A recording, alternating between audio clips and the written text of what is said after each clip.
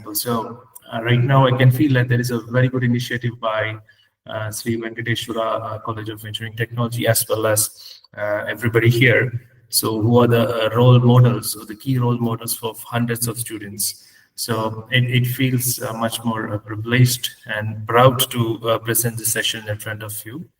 And thanks to Dr. Balaji sir for providing me an opportunity for this. And thank you for Pavitra for doing all of the coordination and helping out with me in sorting out all of the questions that I had. Thank you, everyone, and thank you, sir. Thank you, sir. So let me switch off the camera for a minute so that I hope the bandwidth, everything will be all right. So let me move on with this agenda as in a part. So first, I'm going to speak about what exactly is analytics is about and what is the need of analytics in the current generation, as well as in the current area. And then I'm going to speak on what is meant by monitoring. This is where we're going to jump into this concept of DevOps, why this monitoring is really required. And then I'm going to speak on the topics of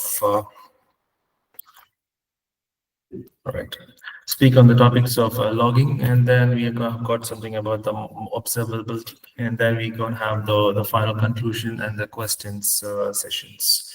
So before I go into in depth of the core part of the topic, monitoring, logging, and observability, I'm going to speak about on analytics, why analytics is really required. So I'm going to jump into the next slide. So what happens is, like, what exactly is analytics? So analytics, as per definition, is a process of collecting and processing the information, and it helps in analyzing and to understand the hidden insights that is available in the data. Maybe you might be wondering, why am I speaking about analytics here when the core topics are monitoring, logging, and observability are? Because everything forms to a core-centric part of one, which is analytics. So based only on analytics, we'll be able to differentiate. So I can say that these monitoring, logging, and observability and the trace findings, AI, everything are a part of analytics, or I can say that they are the branches of analytics. Everything has got different purposes, but I will explain everything in detail in coming slides. Right.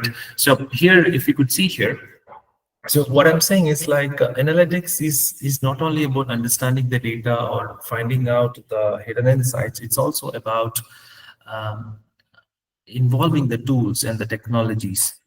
Meaning, like, there are hundreds of tools and technologies available to transform the data, manipulate the data, and also to change the data into multiple different sectors, and also differentiate them so that it becomes easy for a human eye to read and understand what exactly is there in the data.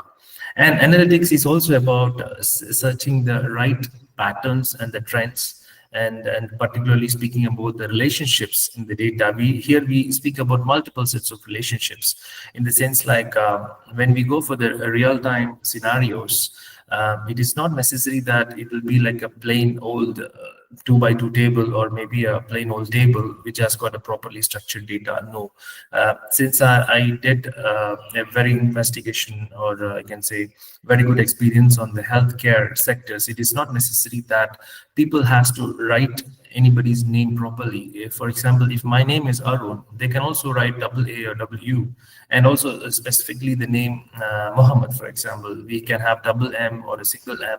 So what happens is, like, the number of records keeps on adding, but the system will still treat them as a separate, or I can say a different patient when it comes to healthcare.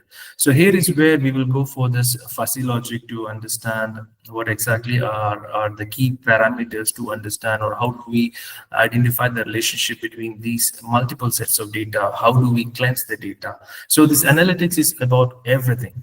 It's not only about speaking or finding out or creating a dashboard or creating a chart or nothing like that. It is also about understanding the pattern, what is the trend analysis, and also with the relationship between each and every data. Because only once we establish the relationship between multiple dimensions, we will be able to understand what exactly is the hidden insights in the data. Because primarily the hidden insights are the core or I can say the business values that is really required in this current generation to run a business. In older generation, it is not necessary that we need to have an year-on-year analysis. What is my revenue from past year to current year? They are not worried about it. But here, due to the competition across multiple sectors and multiple geographical locations, it is very much required for us to understand the relationship and also the process optimization so that we can quickly understand or integrate the data and as well as bring in this insight so that we can help the businesses. So why I'm bringing this topic is like when you're gonna speak to your students, it becomes easy for you to navigate them through the real-time scenarios. Maybe as per the syllabus, it might be having a very good and very cleansed data, but in the real world, it is not like that. So moving on, let me show you some kind of a sample data where I'm showing about some employee ID, what is the date of joining for that employee, and what is the employee's name, where they are from, what is education, salary, etc. And we can also have something called as attrition. Attrition in the sense like whether they're gonna stay with us or not stay with us. Here is where the machine learning algorithms will come into picture. Maybe I'll also touch base on this machine learning and AI algorithms in the coming slides. But if for a person, if you can go ahead and share this data to them, they will not be able to understand. They can see that, okay, this data is about employee ID or some data about employee, or they have got so many people from this country, so and so, etc. But they will not be able to understand the more insights of it. So this is where the analytics will come into picture, where this analytics plays a crucial understanding or making the people to understand using charts, the colors and the threshold levels to make sure that what exactly are the primary KPIs. For example, if my primary KPI is related to the opportunity cost, or what are the different costs for all of these employees all together, we'll be able to find it out in a key performance indexes, which is called as KPI. And then we can also bifurcate it further by like how many people have done their BSc or how many people have done their masters. So we'll be able to identify how many of them are masters. This becomes easy for them to understand like whether we need to increase the count of masters or maybe the bachelors, etc. That all depends on the business and the business logics that we will face in the real world. So this is why analytics is really required. Rather than keeping a plain table of data, the people will not be able to understand any sort of things. So this is why we need to go for something analytics part. So now I'll also take you through these exploration of analytics, where I really want you to understand on these types of analytics here. So this is how the data growth has happened for the past couple of years. So as you can see here, when we are in this raw data or the cleansed data, when I can take you back to 1980s or early 80s or early 90s, where the businesses are just collecting the data just to keep it. But now they have started cleansing the data, and then they have started building the reports to see what has happened. So there are multiple ways of analyzing, or I can say multiple types of analytics. As you can see here, when we go for the descriptive analytics, it just shows you what has happened in your data. So this you can understand by seeing what is there in the data, and it also show you that what has been happened because of this. It just shows the information. This is my revenue, or this is my this many total number of students were there in this current academic year or something like that. But when we go a little bit further, we started diagnosing. So diagnostic analytics is where we're gonna compare between first year or this current year's academic number of students in this academic year compared to the previous year. So this gives you information like whether for my department or maybe for my college, the number of students are getting increased or decreased. If it is increased, it's well and good. If it is decreased, there is something that we have to find it out. So this is where we have got the third type of analytics, predictive analytics. So the predictive analytics run on machine learning algorithms. We have got n number of algorithms. The basic one starts with the linear regression algorithm, and custom algorithms are also available. So what happens is like when we go for the linear regression algorithms, it is again based on a mathematical formula. Based on the historical data, it will tell you what will be the next year's academic, next year is what is the total number of students for the next academic year, I mean to say. So in such situations, predictive analytics will come into picture, and it will also tell you, okay, if you go in the same approach, or if you go in the same level of customer attrition, or maybe like making the customer happy, you will lose so many customers. It's going to predict you the trend. So this is where the predictive analytics is very much important and useful. And then the fourth level is the one, prescriptive analytics. So we are in this stage of prescriptive analytics, where we have to train our students to make sure that they have to learn this prescriptive as well as the predictive analytics. So this is prescriptive analytics is mainly to help the end users or the business users. Yes, I can see that my revenue is going down. What shall I do now?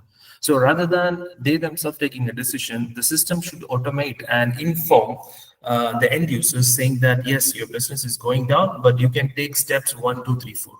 This is where we have in our DevOps concept of observability. This is where the tools and the techniques will tell you about what are the different observability techniques that you have, and you will be able to take a decision on top of it.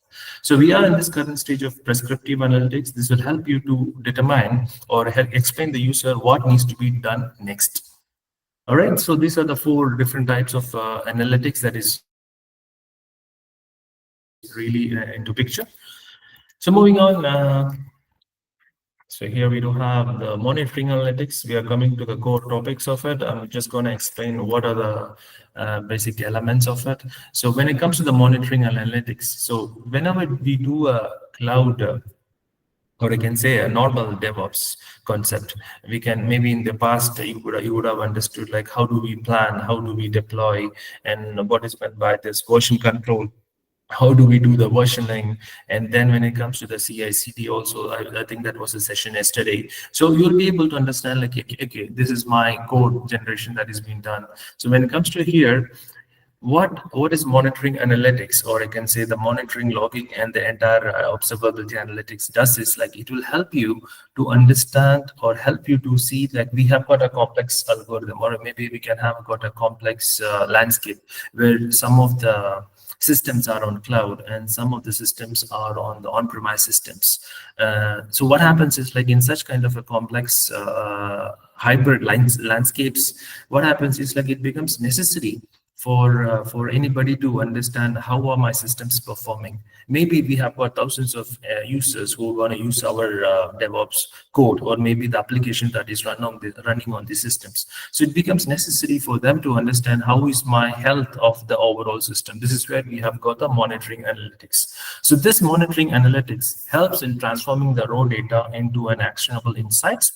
It involves the collection of the processing of the data, collection as well as the processing of the data, where we have got vast amount of data from the various cloud resources. Maybe we can have a part of customer data in one cloud, and we can have a part of another set of data in a different cloud. What happens here is, like, since we have got multiple clouds into picture, it becomes difficult for them to, or maybe the administrator of the systems, to understand how are my clouds, or I can say how are the integration between each and different systems working on. Is it all perfect? Are they in a healthy state or not? So in order to identify all of this, we are going for this monitoring analytics. So if you could connect together to the earlier slides which I was trying to explain, as we have got so many analytics, or I can say the types of analytics are there. So this monitoring analytics will help you to identify what has happened or what is happening in your current system. So here, if you could see in this chart, we have got a cloud infrastructure where we are collecting the metrics and the data to a monitoring platform. This monitoring platform can be hosted on the same cloud, or you can also be hosted on an on-premise system, or you can also be on another third party. We have got so many third-party components available where they will be able to host it, and then we'll be able to collect the metrics with the different cloud infrastructure analytics, and then create an analytics dashboard. So when an analytics dashboard comes into picture, as I showed you in the earlier slide, it becomes easy for people to understand, okay, I understand this is a current system or current status of my system or the servers, and I can also see that there is some kind of attention that needs to be required, not immediately, maybe in the coming days. So this actually gives them an alerting mechanism to make sure that you need to be available when the systems are going down, or there could be chances that the systems can go down, etc. So this is what I'm going to speak on a high level about monitoring analytics. Yes, we do have so many as presentation slides where we go in depth of monitoring analytics, how are their performance, and we do also speak about a couple of other tools and technologies that we can utilize for monitoring analytics. So right now, maybe it could be a primary question about what is the difference between monitoring, logging, and observability. So monitoring is a process of collecting the data from multiple IT systems, as I told you, from multiple different hybrid as well as the cloud systems, to understand what is their health. It will tell you that something is wrong, but it will not tell you what exactly or where exactly has gone down. For example, as you can see, I hope everybody are using their mobile or smartphones. So what happens in the smartphones is like when you're gonna work on any of an application, let it be an Android or let it be an iOS device, what happens is sometimes these applications will not be responsive. So you might feel that, okay, there is something wrong. I might have to kill this application and reboot it or restart it. So this tells you, the monitoring on a similar way tells you that there is something wrong, you need to restart the system. That's it. But it will not tell you what happened or what is the main root cause of having this applications to go down. It could be a problem on the mobile itself. Maybe it has got very less storage, or second thing, maybe the code that is written for this particular application is not catering the latest Android or iOS operating systems, or they have not updated their code. So this is where we be going for the logging. So logging, if you are a little bit more involved in this mobile applications, any mobile has got its own settings, and if you go to in depth of this trace files, in depth of the settings, you'll be able to find trace files. So these trace files are the primary, or I can say in granular detail of the data, tells you why your application has gone down or why you are not able to work on an application that particular day. So this is where this trace file contains everything. That gives you the information of what is the name of the application, what time and the date, why it has gone down, and why the system has gone down, and what are the performance bugs or something, what are the other applications that has been affected. So maybe after the session, if you can drill down into your mobile phones and smart devices, you'll be able to find where the trace files are. Maybe by end of the session, I can show you on where it happens on the iOS device, maybe, so that I can tell you like how do you investigate further for the logging and trace files or understanding the trace files. So now we have the third one called as observability. Observability is a broader concept. This actually, again, connecting back to our similar example of our mobile phones and applications are not perfectly running. So what happens is like, okay, whenever I open this application, okay, I can see that this application is not running perfectly. So what happens is like you understood that there are some trace files created. You can go through the trace files, but again, you will not be able to find a resolution towards it. So observability comes into like, what are the different actions that you can take? Okay, I understand the application is not working fine on my iOS or Android device. What is the action that I can take? So here is where you might have to think a little bit further. Should I need to uninstall and reinstall this application? Should I need to go and check the Apple Store or Google Store to see whether there is any latest updates available? So this kind of concept is what is called as observability. So observability is not only about understanding what the machine is telling to you, but it's also about our own knowledge and intelligence to see or act based on this current situation. What shall we do further? All right, I hope I'm trying to give you an overall picture, but if there is any questions, please help me out so that I can answer those questions before I move further.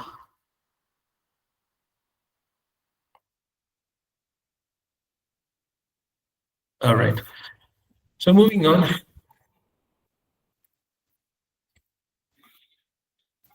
So this completes the high level introduction of what exactly is meant by analytics and what is the difference of monitoring, logging, and observability. So now I'm going to take you towards monitoring and also explain about the real-time scenarios. So maybe let me take you first to the Microsoft outage. This happened in the month of July last year. So if you could understand, or if you could clearly remember, it was on 19th of July. There was an update from a cybersecurity company called as CloudStrike. So this update has caused what has happened is like it has actually affected Microsoft Azure. And maybe if you could remember, you will not be able to log into your Outlook. You will not be able to log into your Microsoft 365 Office applications. None of the Microsoft applications were up and running. This happened because of a faulty update that has happened from this particular company. And as you can see here, this particular CloudStrike has got some kind of a faulty sensor configuration update that has happened this one. So if you could see here, just because of this particular error that has happened in this code that was written for CloudStrike. CloudStrike is the name of a company. They are into the security and some cyber security administration stuffs. So they have hosted, or they have pushed their code into the Microsoft Azure environment. That has caused the entire Microsoft Azure environment to go down, and it has affected more than, I can say, 8.5 million Windows related devices who have been affected.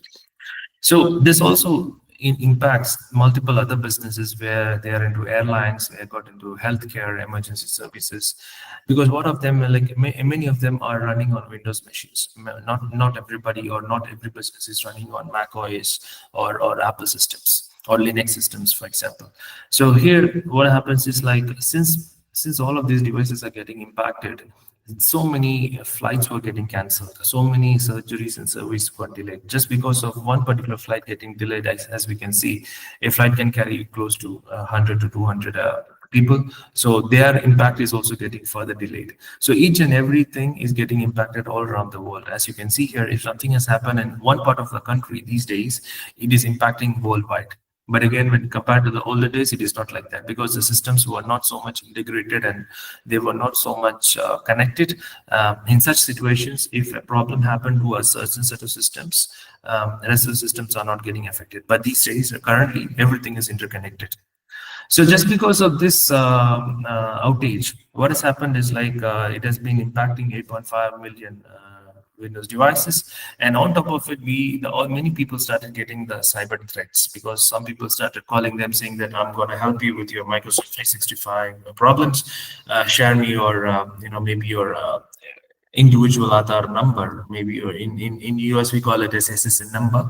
So in such situations, such cyber threats and everything has started popping up. So this is also impacting still the people out of it. So why I'm bringing this example is like this is a very good example that will help you to understand the importance of monitoring, logging, and observability. So just because of, if you have got a robust systems in place, you should have found, or the IT administrators will be alerted what is a primary cause, or I can say that what exactly is happening in their infrastructure, so that they can stop it before it is getting explored and affecting so many millions of systems. So this is one of the examples why this monitoring and logging are really, really important. So moving on to the next one, this is what I'm going to speak on a bit of it. So due to such kind of incidents, these key terminologies, monitoring, logging, and observability analytics, are really important in the SLDC, which is the software development lifecycle. So when it comes to the monitoring, it collects the metrics and the performance, the data, in the sense like it's going to speak you on collecting all of the metrics and the performance data from the multiple systems. It will help you to identify the trends, in the sense like what are the different baselines, or what are the different thresholds that you can tolerate for. And then in a simpler terms, or if you wanted me to give you an example, let us take the case of our own laptops.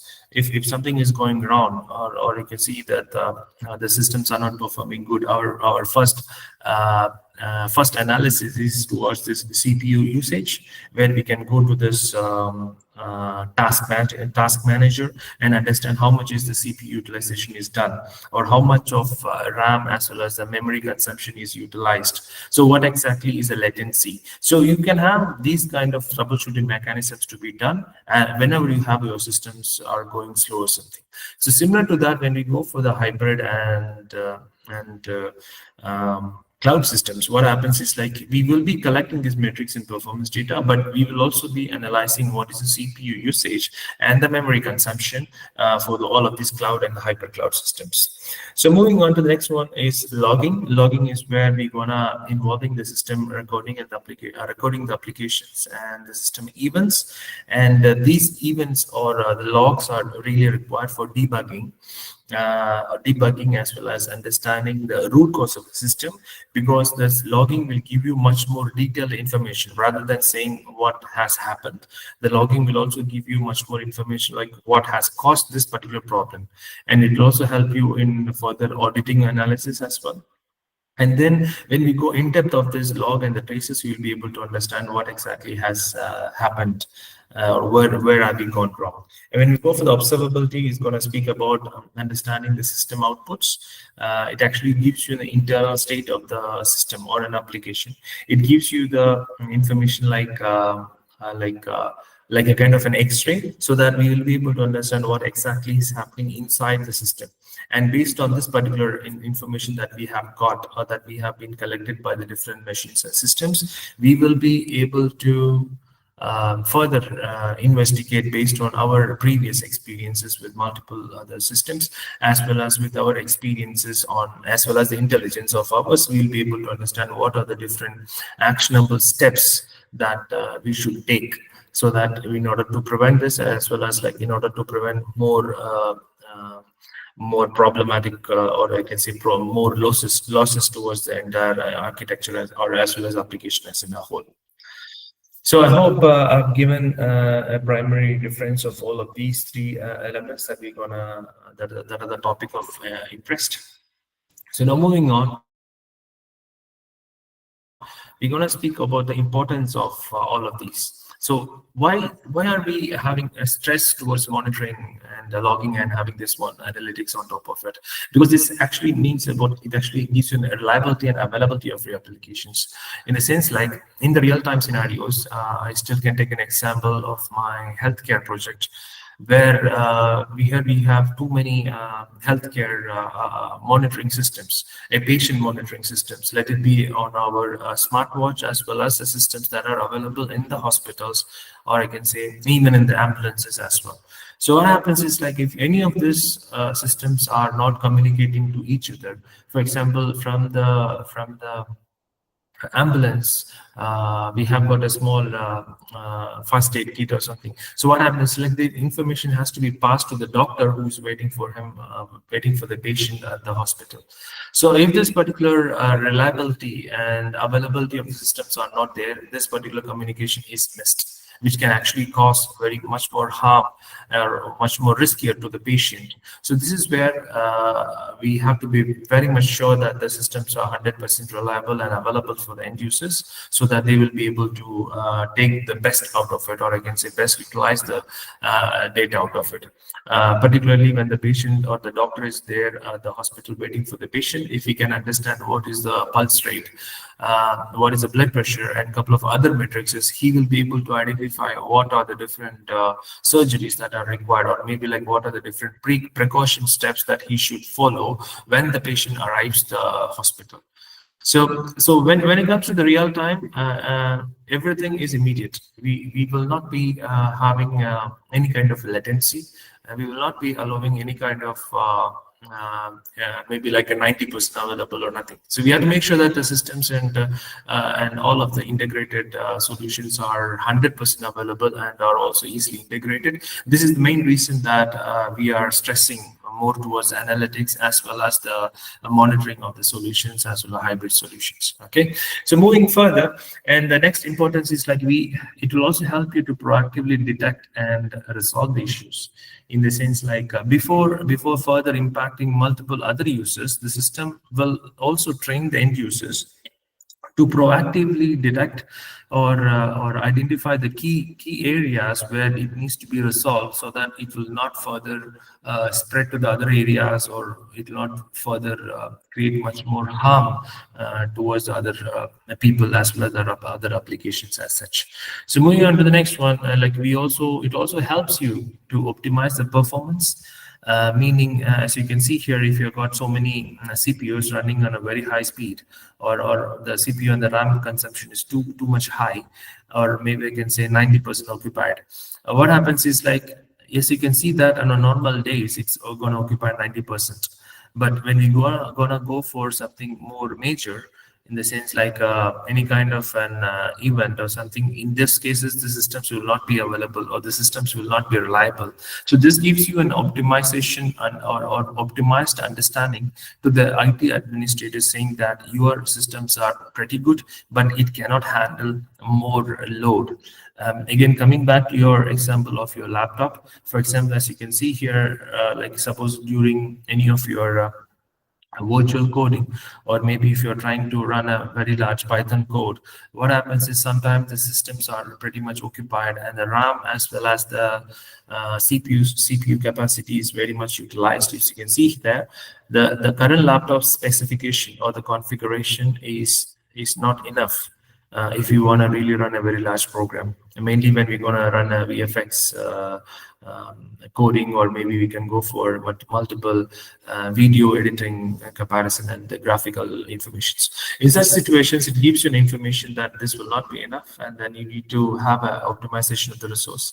And then it will also help you to understand how well your resources are utilized. In the sense like when it comes to the cloud, each and every cloud is on a let it be an infrastructure as a service, or let it be a software as a service. So what happens here is like, if these particular systems are not properly utilized, maybe it could also give you an additional cost to the business as well as the customers, which will also impact the entire project. So in such situations, it is very much necessary that we have to understand what is our optimized usage of CPU and what is the optimized performance or resource utilization required. Recently, SAP from Germany has announced, or maybe a couple of years before, they have announced their SAP Cloud, which is right now called as a business technology platform.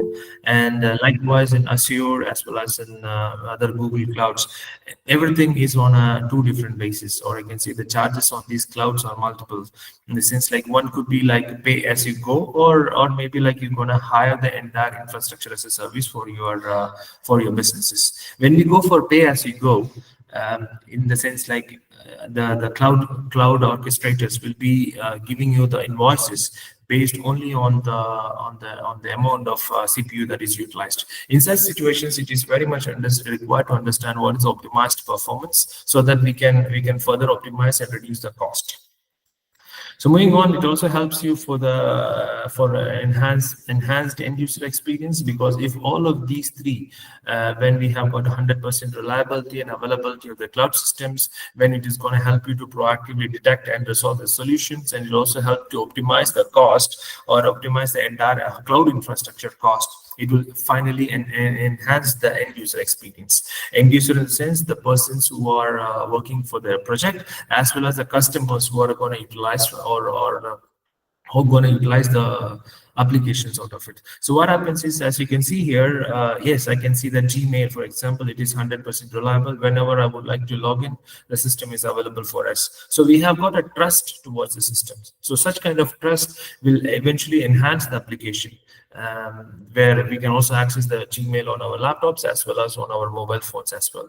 So these are the couple of things that we have to really understand when we're gonna come into the real scenarios of projects and deployment.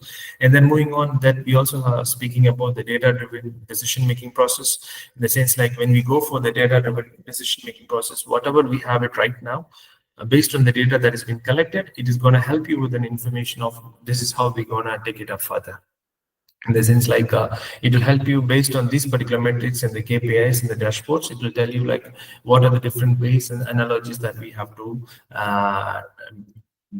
take into consideration when we're going to deploy for the next cloud or a couple of other systems as well. So moving on, then it also help you for the strength and security posture. It also, because in certain companies, or I can say most of the companies are primarily focused towards the quality of the infrastructure as well as the quality of the DevOps that we have. In the sense, like if any of our projects is having an monitoring, logging, and observability concept in place, and they are up and running, it becomes very much essential for the bigger organizations, because each and every country will be running on their own quality standards. Like how we have got our own ISO standards, everything has got their own quality standards. And if this monitoring and observability and logging are in place, and if it is very well up and running with alerting mechanisms, the quality of the customer as well the quality of the project is pretty much high. So these are the multiple levels that we have to come into picture.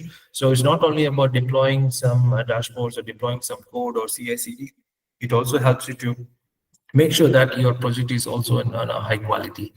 Then it also further help you to understand what are the different root causes that can eventually come into picture. So these root causes will help you to analyze if there is any kind of a problem that has happened, and that will help you to prevent in future of other areas. And then we do have this support, compliance, and auditing. As I told you, every company or every larger organization has got their own internal compliances as well as the external compliances. When it comes to the maybe from US and Europe, we have got Deloitte and Capgemini and a couple of KPMG and all of the primary auditors. So they will be auditing the work that is being done by the other project departments, making sure that they are as per the standards of each and every country's compliances. Then we have another one. This will also help you to improve the DevOps practices. Maybe shortly the next couple of screens will help you to understand visually on where we stand in the DevOps concept. This will also help the end users, or as well as people who are working for the DevOps project team, to understand or finally come into our practices or the best practices into picture. So this will also eventually improve the DevOps practices.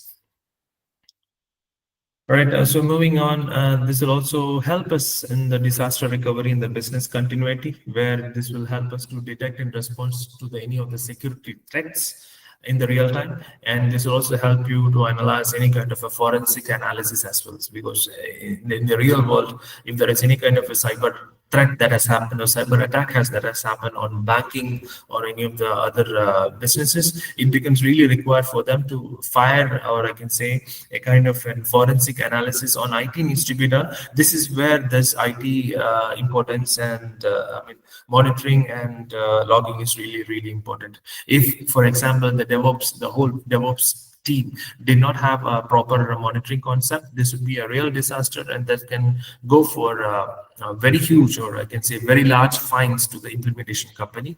So these are certain elements that has been missed when we're gonna study in our syllabuses. But in the real world, everything is working, or I can say everything is working towards the quality. And if you are compromising on a quality, this particular company, the implementation company, or the project that is implementing the applications has to bear very large losses. Right. So this is one of the things that we can highlight to the students when we go for this concept. So moving on, we have got this DevOps cycle. So as you can see here, you must have seen about in a couple of sessions earlier, what is the version control, source code, development, and automation. So right now, before we start any of the DevOps project, we have to first plan who are the team members, what is the agenda of the project, what is the agenda of the application that we're going to release it to the customers, how are we going to code it, and how many infrastructure is available.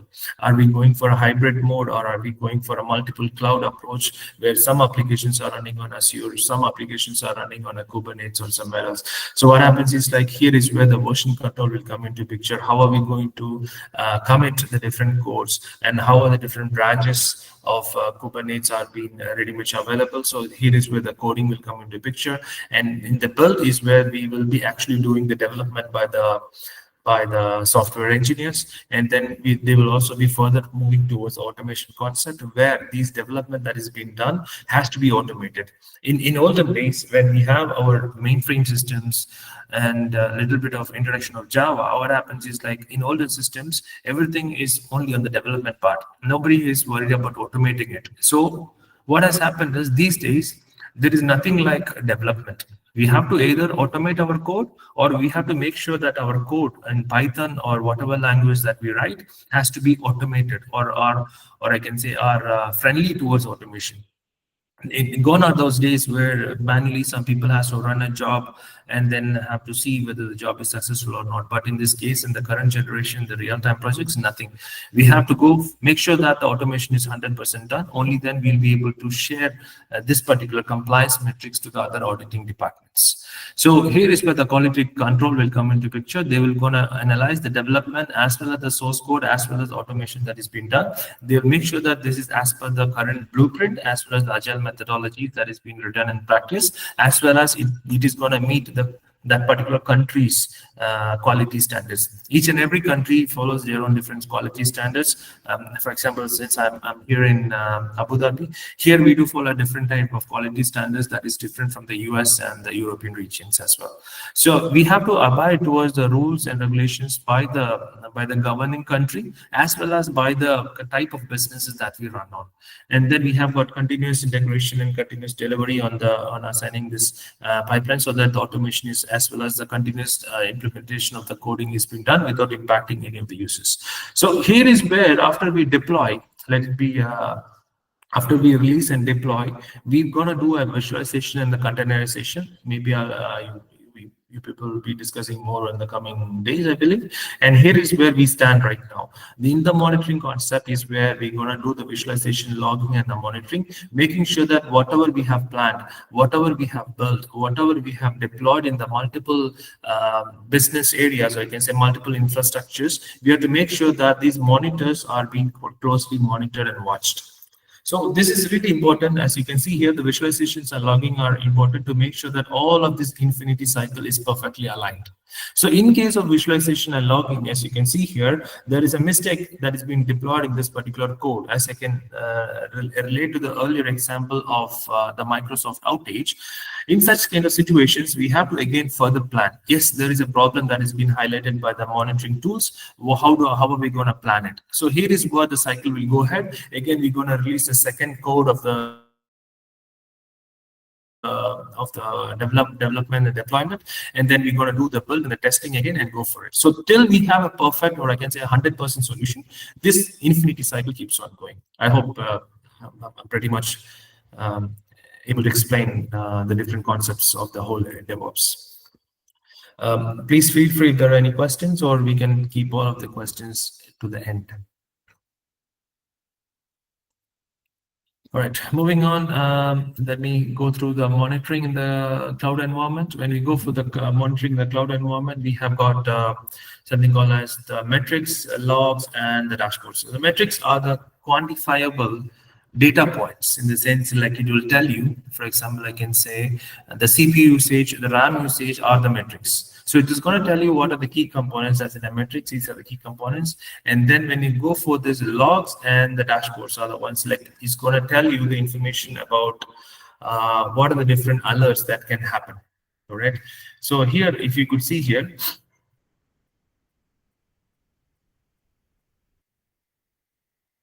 right, sorry.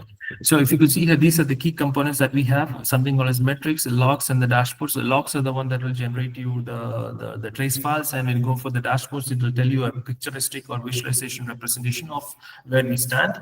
And then it will also help us in measuring the performance and health code across every cycle. As I showed you in the earlier slide about the DevOps cycle concept, it will help you to understand, for check or analyze the performance of each and every health code. And when we go for the entire monitoring in this process, we'll have got a development, planning, development, integration, testing, and deployment. So these are the basic elements of SLDC cycle. And then we have got multiple types of monitoring as well. So when we go for the types of monitoring, we have got an infrastructure monitoring. So when we go for infrastructure monitoring, in the sense like every business has to set up, has to maintain and set up and their own infrastructure in order to deliver the products and their services as such. So when we go for the infrastructure monitoring as in a whole, The infrastructure monitoring collects the data from multiple IT infrastructures, and it helps in deep dive into the insights that will help us to or understand the performance of systems. So, for example, it helps in getting the real-time information of how much is the CPU usage, how much is the latency between the multiple cloud systems, and it will also help you to hardware monitoring, and it will also help you to understand the operating system performance as well as the network monitoring. So here we have just pushing us a couple of names of the primarily used monitoring tools, Nagios, Sabex, and all. In this one, we're going to focus more towards Prometheus. So Prometheus is one of the most powerful tool or widely used open source tool that will help us in finding out or helping us in the monitoring part. Then another one, after we analyze the infrastructure, we have to analyze the application. Sorry. So when we go for the application, we have to make sure that our systems are also perfectly aligned, in the sense like our DevOps team are writing the code as per the standard, or it also helps you to understand what is the runtime metrics of the application performance. In the sense like, I can give an example of how much is the application uptime or how much is the application's downtime. And they will tell you the information about the security as well. For example, our applications are the final end product that will go to the customers, and these customers can play with it. In the sense like, some customers will try to decode the coding that or the coding that has been done behind this application. Some people will try to do the multiple test scenarios to make sure that how robust the applications are. So in such kind of monitoring is being done using this application monitoring here. And the primary one is Splunk. Splunk is one of the most commonly used one for us to understand how well the applications are being up and running.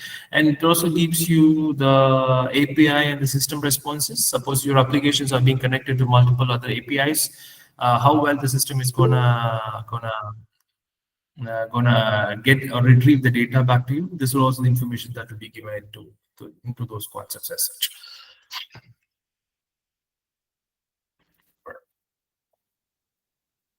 All right. So moving on, then we have the network monitoring also. Network monitoring will help you to understand what is the performance. It will help you to understand the computer network and the firewalls and the routers, how many hits have been done from the firewalls, as well as the switches and the virtual machines. So those are the monitoring that we have.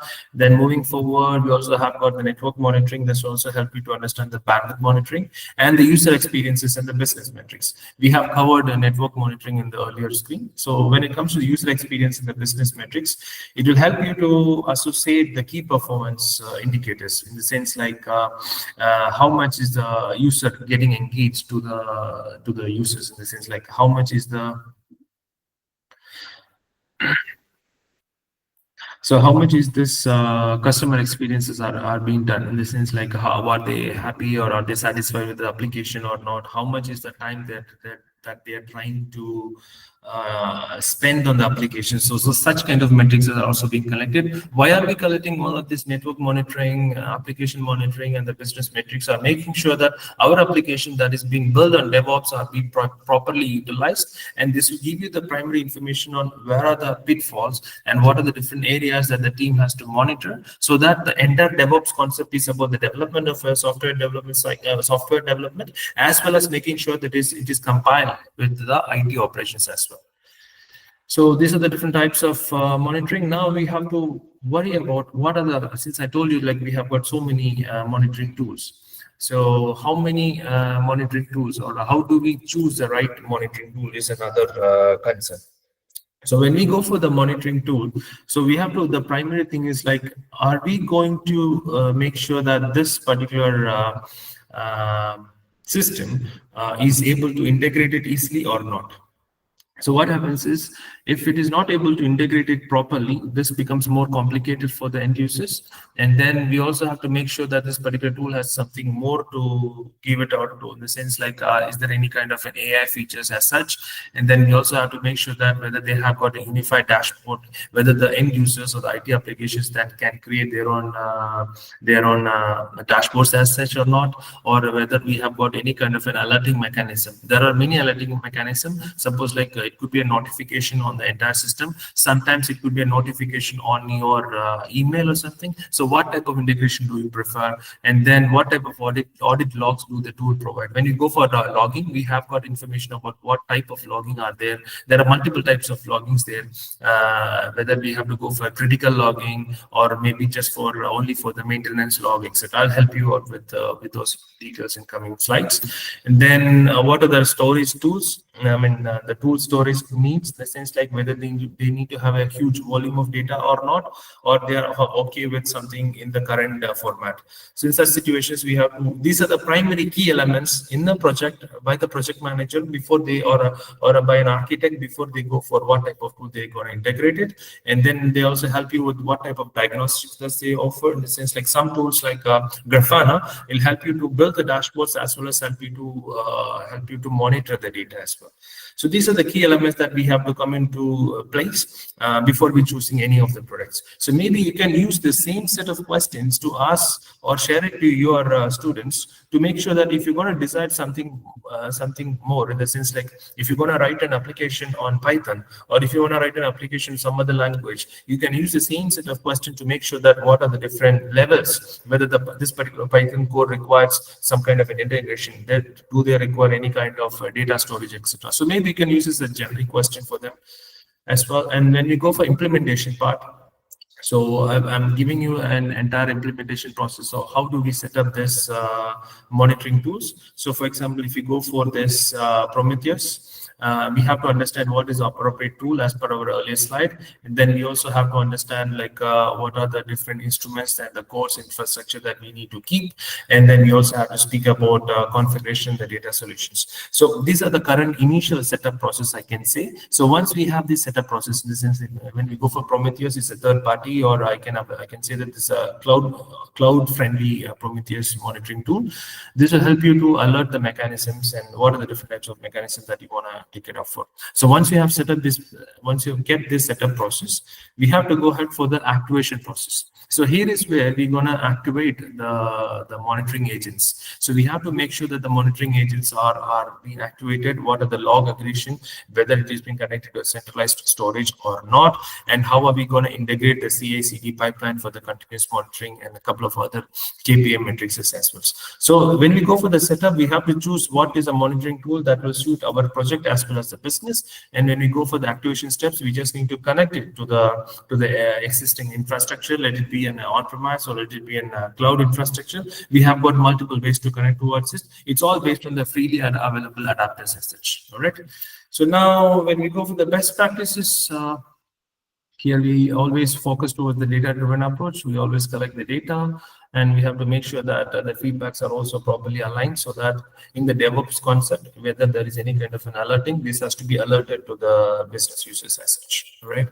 Then we also have got auto-healing and self-healing of automation of alerts. Whether any kind of an alert has come into picture, how are we going to share these alerts to them as well? And then we also have artificial intelligence into picture. So we have to make sure that this particular tool is machine learning and artificial intelligence friendly, so that the systems themselves will guide you what are the different steps that you need to take it up when you have got a problem. If you could relate it earlier, I was talking about prescriptive analytics. This is all about prescriptive analytics. And then we also have to speak about the cost effectiveness and the return of investment, because everywhere, every project is primarily focused towards on making sure that your current project is more cost effective and reliable. So cost effective is also pretty much required. Then in our tools, we have got open source tools. And how are we going to choose the tools and technologies? We have got multiple open source technologies, which will help you to have much more flexibility, and it is mainly focused towards the community. Whenever we go for an open source solutions, and we have got a community into place that will help you to guide the developers to make sure that what kind of best practices that we can go for. And then we have got the cloud solution providers as well. Then we have got the bigger cloud providers, in the sense like when we go for Azure, we have got Azure Watch. And then we have got a couple of other cloud monitoring tools as well. In AWS, we have got like AWS Cloud Watch. And then in Azure, we have got Azure Monitor. So Azure Monitor and CloudWatch are the ones that are available in their own current systems. And this will also be the current, in the sense like when you go for this Azure, it will be primarily oriented towards Azure Cloud, and it will help us to, the key features will be mainly towards application insights and log analysis as well. So then moving further, we can also tell you about open source solutions. We have got in open source solutions Prometheus, Grafana, and Jacker. So when we go for Prometheus, Prometheus is a leading open source monitoring system. So when we go for this Prometheus, an interesting factor is it actually connects the data on a real-time basis. The time series data collection is also available, and here we have something called as powerful query language. This is also called as PromQL. So this Prometheus QL is an extensive query language. It's something similar to SQL, where we will be able to have an extensive alerting capabilities as such. And then it is mainly used for the monitoring metrics in the Kubernetes environment, as well as the service level of monitoring as well. The next one is about Grafana. Grafana is most used visualization tool that will integrate easily with the Prometheus. So the Prometheus is the one that will actually do the monitoring and the logging, and the Grafana is the one that will have the visualization concept on it. So this will give us the real-time dashboards for system monitoring and the visualization, the metrics, and this will also help you to analyze the historical data as well. And Jaeger is also an open source tracing system. This is mainly used for monitoring and troubleshooting complex and microservice-based architectures. And when we go for the cloud provider, as I told you, we have got AWS Cloud Watch and Azure Monitor and the Google Cloud Monitoring. Whenever you go for deployment or procuring an AWS cloud infrastructure, AWS Cloud will come into effect, in the sense like it is available for understanding the different metrics that we discussed earlier.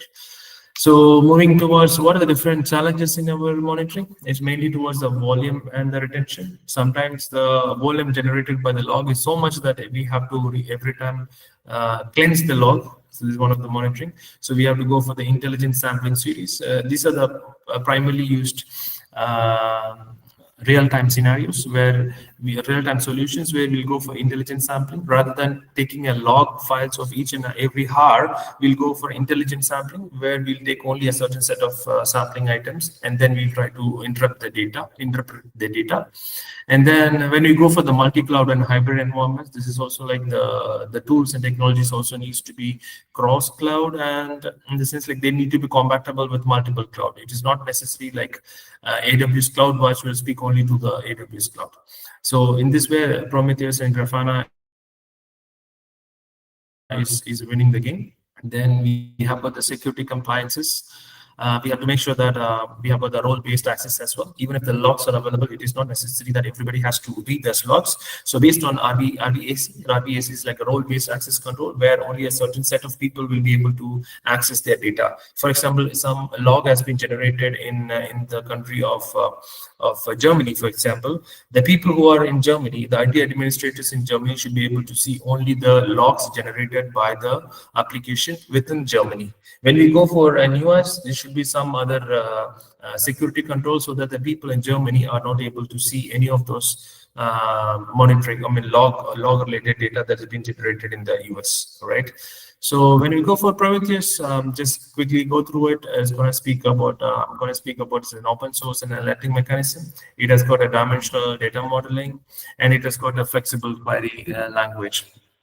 And when we go for it, I would also like to share you one screen on how the Prometheus works. Maybe I can tell you the features of Prometheus, and then I can go for those as well. So here also, as I told you, this has got a real-time database analysis, in the sense like when we go for such kind of cases, it will help you to understand what are the different metrics data that the Prometheus receives over the change of time. So this is also really been required in this case. And then it also has got a modern alerting approach, in the sense that it's got an alerting over email as well as by multiple other applications as such. And then we also have, this is how a Prometheus dashboard will look like. If you could have a close look into it, where we can see like so many active jobs are in place for the application and how many of them are in which particular node. And as you can see here, the different graphical representation of how the CPU and the other RAM is being utilized. And also see here on this particular active jobs and the active request, here you can see that this is the memory consumed and this is the CPU utilized into it. All right. So this is how a Prometheus dashboard will look like. And then let me take you towards a quick architecture part.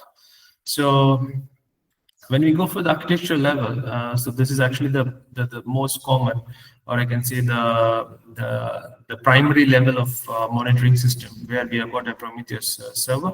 So before I go for it, I just need to explain about TSDB. TSDB is a time series database. So this time series database is the one that receives changes from the CPU, like I can say the CPU usage, memory network, etc. So this is the time series data that we have, and it actually uses, Prometheus uses a time series database to store all of the data.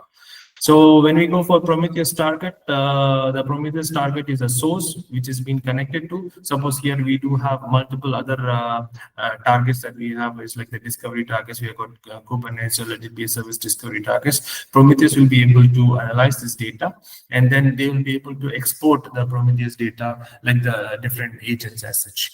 So here what happens is, like, as you can see here, there are multiple push and pull metrics happening here, where whenever there is a batch workload happening here, using the push gateway. So push gateway is a mechanism that is used by the Prometheus to understand the metrics. Since like all of these metrics are being collected by the push gateway, and these metrics are being connected to the different applications as such. So this is being taken into this TSDB, or I can say the Prometheus server, which has got this. Again, based on the node local storage, will alert you the mechanism of how well these applications and the exported metrics are running. Sorry. Okay. So now at the same level, it also has got, as I told you, PromQL. This is where the Prometheus and the Grafana will come into picture, where they are gonna highlight the different, I can say. And the PromQL, so that we'll be able to do a query towards this particular server, and based on the query and the alerting mechanism, we do have the alerting mechanism ready here. So this alerting mechanism will help us to understand the service discovery and the workloads and the applications here, and it can also be sent towards the Slack as well as the emails and a couple of other applications that can be integrated, so that the entire team, the DevOps team as well as the customer, understands what are the different alerts that has been happened in the past hour, or maybe towards the next in the last week or last month, etc., based on the time that we set it up. All right. So now I'm going to explain you about visualizing the Prometheus data with the Grafana. So Grafana is an open source visualization tool that will help you to analyze the Prometheus data. So Prometheus is the one that will connect the monitoring data, and Grafana is the one that's going to help you with building the dashboards as such. So in this case, it will help you, the Grafana will help you to provide a full framework on sharing the dashboards. Let me also help you. So when it comes to the Prometheus dashboard, Prometheus itself has got a dashboard, and this is how the dashboard will look like. But the same data, if we can use it in the Grafana, this is how it looks like. As you can see here, this Grafana dashboard is more active, or I can say more informative than this particular data. As you can see here, that the particular graph has got the CPU utilization has gone down, or maybe the operating system performance has gone down due to some reason. But this gives you some more information. When it was going down, how much was the CPU load, how much is the heap memory used, and a couple of other primary parameters that is necessary for the infrastructure can be built here. All right. So I'm gonna quickly tell you like how we are gonna do the Grafana setup. We have to find a server for Grafana. We have to connect it to the port, and then we need to connect to the data sources. And here is where the Grafana's most powerful system is coming into picture. As you can see here, when we go for this one Grafana setup, it can connect to multiple other tools and technologies. It can connect to Prometheus, it can connect to TSDB, it can connect to Elasticsearch and CloudWatch. I told you CloudWatch is AWS CloudWatch also. So when we gonna buy Grafana tool in our project, it has got a possibility to connect to a couple of other systems as well. So this is where in the real-time scenario, we will depend on Grafana, so that this particular same license cost that we had done for Grafana can be reutilized in a couple of other areas as well. And then then we're gonna choose this, what is the Prometheus data that needs to be surveyed into the query, and this will also help you to understand how we build the dashboards as such. So once we open the Prometheus, here is where we have to do the configuration. By the way, I wanted to show it on the real-time system, but due to the data security and the confidentiality of our projects that I work with, I will not be able to show. That's why I have got a picturesque representation of how this how can we build a Grafana dashboard. But again, I can also help you with the links for Grafana so that you can have your own sandbox server set it up in the Grafana, so that you have got real-time data, so that you can understand or explain the students how you can build a real-time dashboard using Grafana. So as you can see here, this is how we're going to choose, like, what is the type of chart that we're going to build here, and then we need to see what are the different data points that we need to take it up, and then we have got to see that in the panel we have to choose what is the data type. For example, in my case, I'm going to choose a matrix, and in this matrix I'm going to choose, or I can also add a query. Let it be a time series, or how do you would like to have it? How do you like to have the minimum step? Let it be 30-second step, or how much is the data would like to do it. And here is where we have this the instances that is being mentioned here, and this particular operation system, or I can say the CPU load, is my primary concern. So we are going to call this one Prometheus core into this one here, and I'm going to say that this is how it should be done.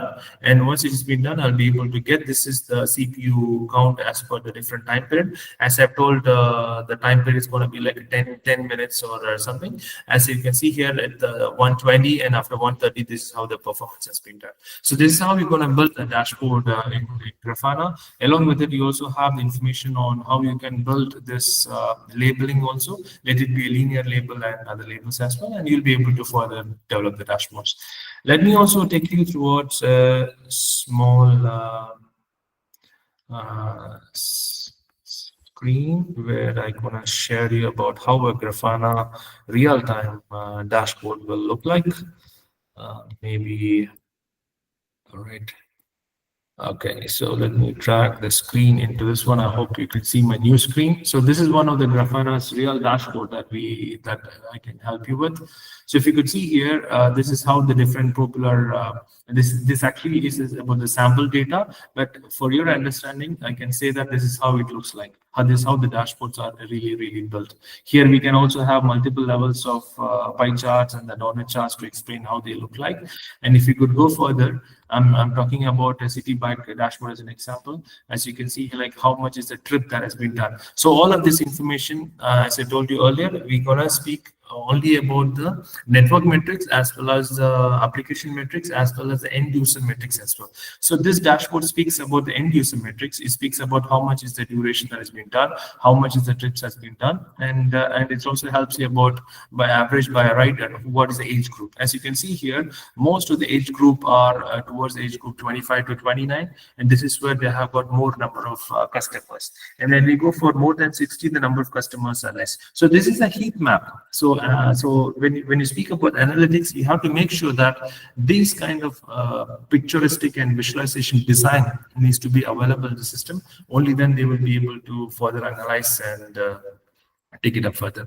And then along with it, we also, Grafana also has got an option to integrate the maps also, and they have got their own maps. Suppose if you want to integrate the Google Maps, that is also possible. So this gives you pretty much information on how and where are the different customers located, and what is the daily trip and the daily travelers. So all of this information is about the customer. At the same time, if you would like to understand about how well our systems are performing, we will be able to develop something like this. So this is about the Kubernetes overview, which speaks about how many clusters we have and how many nodes are there and how are the CPU usage for the past. Suppose like if my metrics, if I'm going to change from last 1 hour to something different, I'll be able to do it. Like I would like to see for the last 12 hours or last 2 days, or the minimum by the last five minutes. Mainly for the healthcare and the banking sectors, we always go for the last 5 minutes so that we can understand like how well the systems are performing.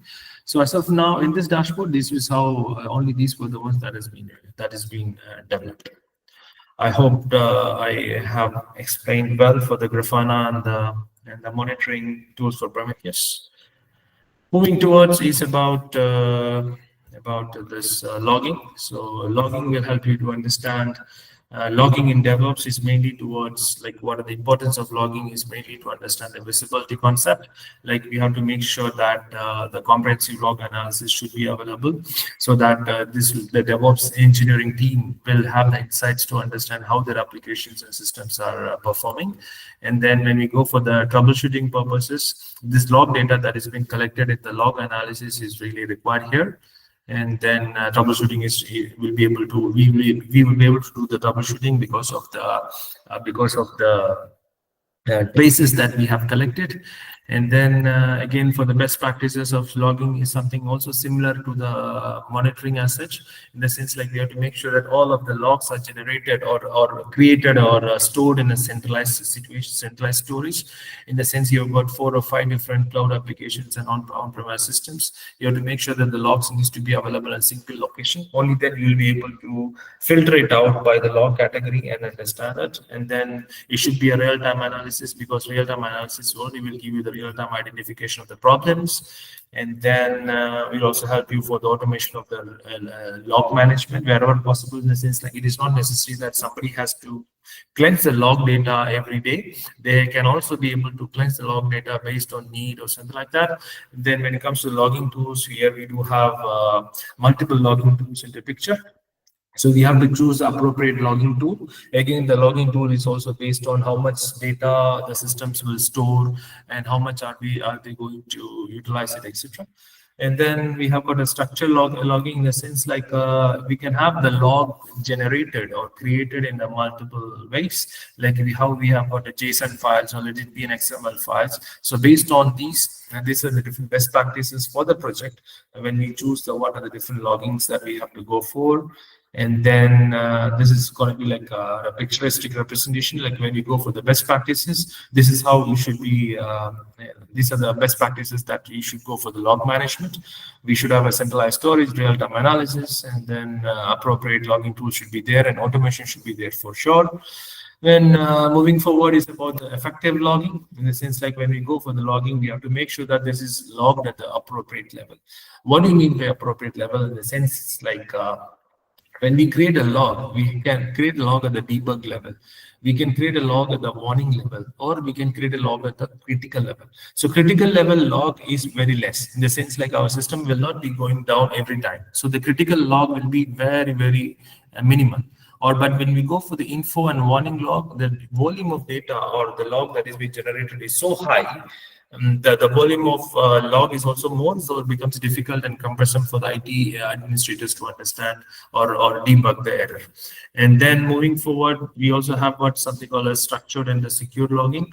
And the structured and secure logging is something related to like how well are we going to keep this log structured, in the sense like are we going to have JSON, are we going to have the indexing to be done, or are we going to do with the date, or are we going to do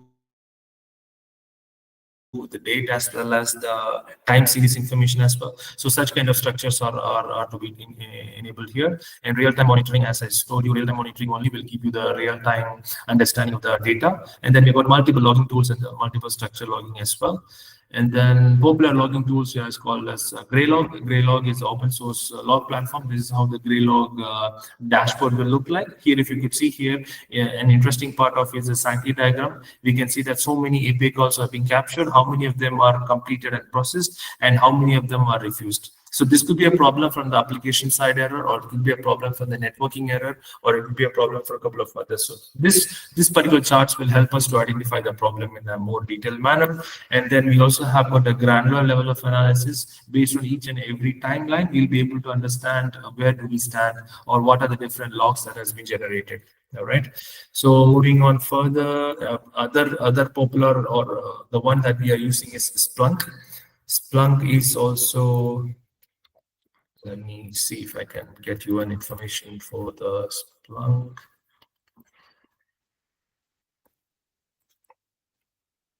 All right, yeah. So when we go for Splunk, Splunk is the most commonly used other than Greylog, because here what happens is this is actually a commercial tool. It is like we have to pay for it, and then after that, it can. The most important or the interesting factor is it can handle huge volume of data. It can handle 5 GB or more than 5 GB of logs, so that will be able to analyze the log generated. And it is mainly useful for the large-scale deployment, and it is actually powered by the artificial intelligence systems in the artificial intelligence machine learning algorithms, I mean to say. So one of the Splunk dashboard, you can see here, it also helps you the information about the different power utilization by the different data centers. As you can see here, this kind of picturesque representation is easily done using Splunk. So this picturesque representation can only be done using Splunk, and it also gives you the real-time information. In the real scenario, if I want to select data center number 3, if I click on this one, what will happen is entire metrics will be filtered for data number 3, or I can say the data center number 3. And it will also help you to see what is the room temperature, what is the power utilization, etc. And along with it, it also gives you a real-time monitoring analysis. If you have got data centers across too many other countries as well, you'll be able to help you the information in that level as well. And the interesting part is like it is integrated to AI. So here is where the prescriptive analytics.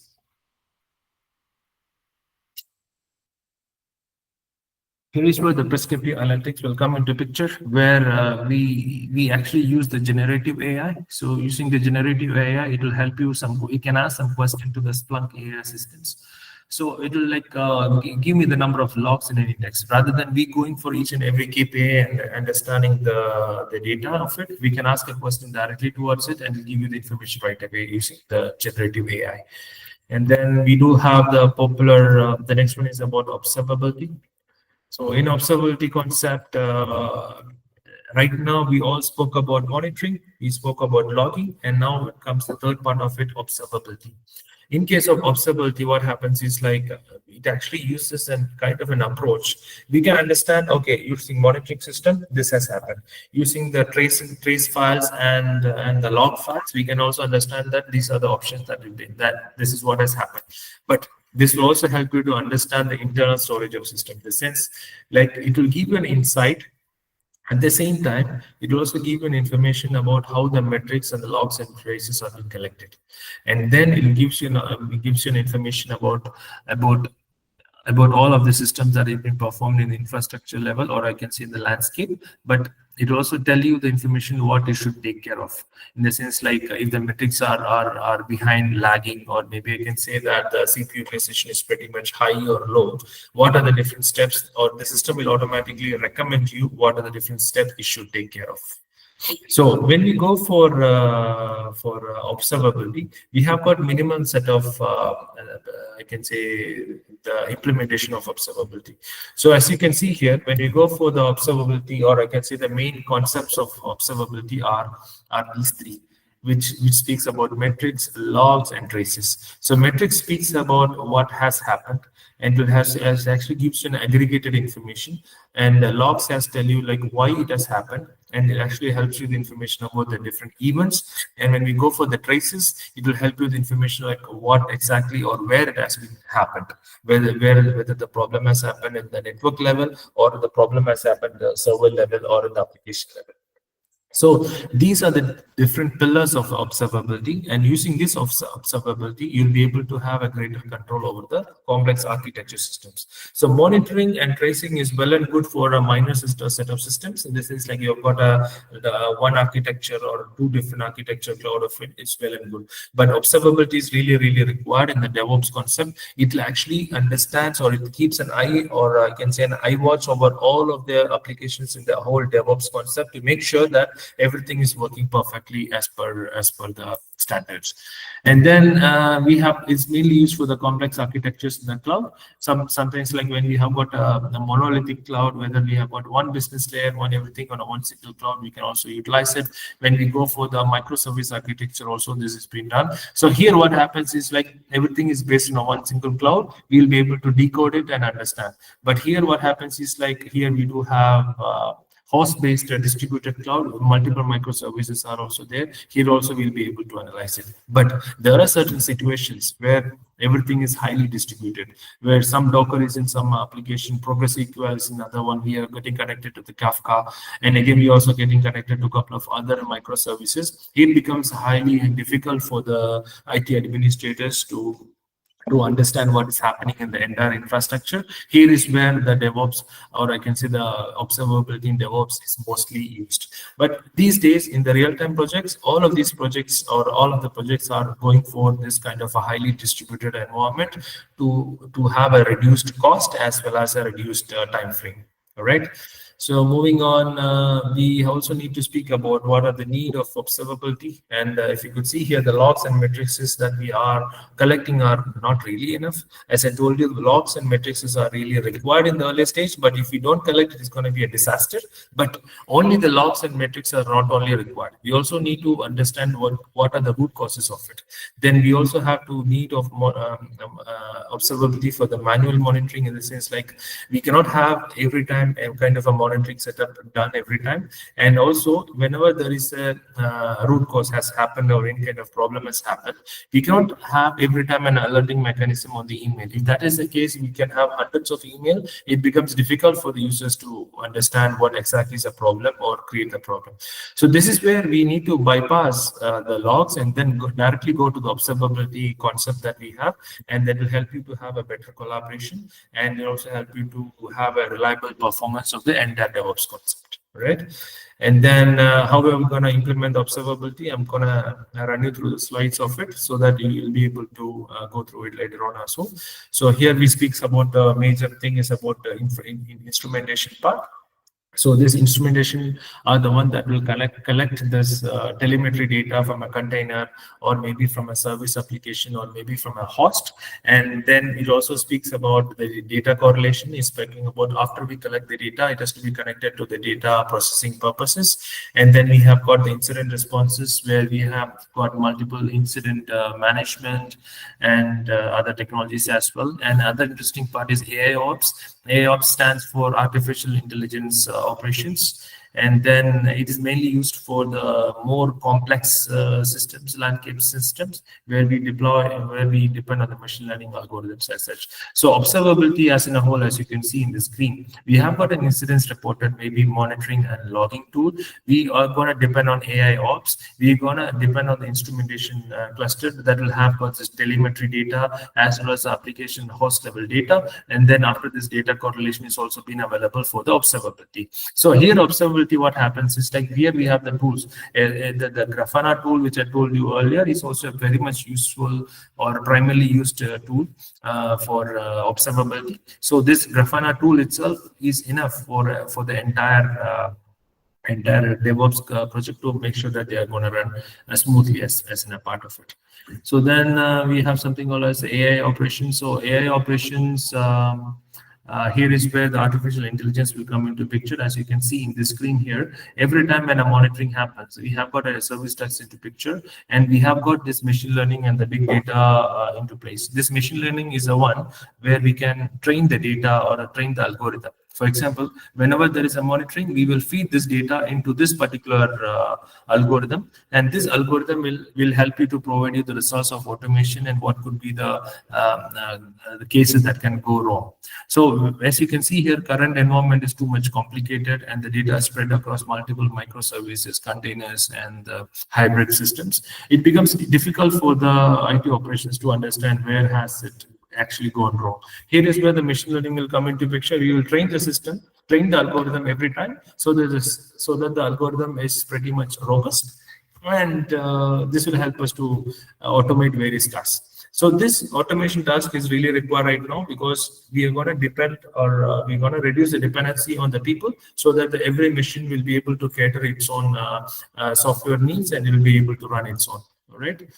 And then here we have the different high-level steps. The first one is about ingesting the data, and then we have performing the real-time analytics part of it, where it speaks about like what are the real-time analytics that can come into picture with the current data that we have. And then we also have about historical data analysis. Historical data analysis is really required for us to do the, you remember, the diagnostic analysis, so that we'll be able to understand what has been done in the past as well as compared to the current. And then we do have the machine learning into picture. This machine learning has got the idea for the current data, real-time data analytics, as well as historical data analysis also. And this machine learning algorithm will be able to perform the data on top of it. And after this machine learning models are being built and they are made robust, what will happen is like the next step is to make sure that they are automated. This will start the automated questions, in the sense like in any case of the AI ops or artificial intelligence for IT operations. What will happen is like any of the monitoring data or any of the trace data that's been collected, we are making it as automated. If you could remember the earlier screen which I showed you about the infinity curve for the DevOps, we are also following towards the same concept of making it automated, so that it actually runs on infinity pattern.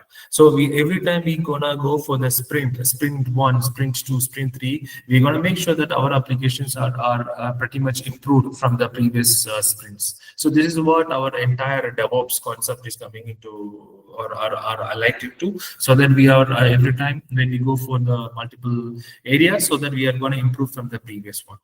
So we go to the next one is about the conclusions and the questions. So as in a conclusion, I can say that monitoring, logging, and observability are really essential for understanding the system performance and enhancing the user experiences.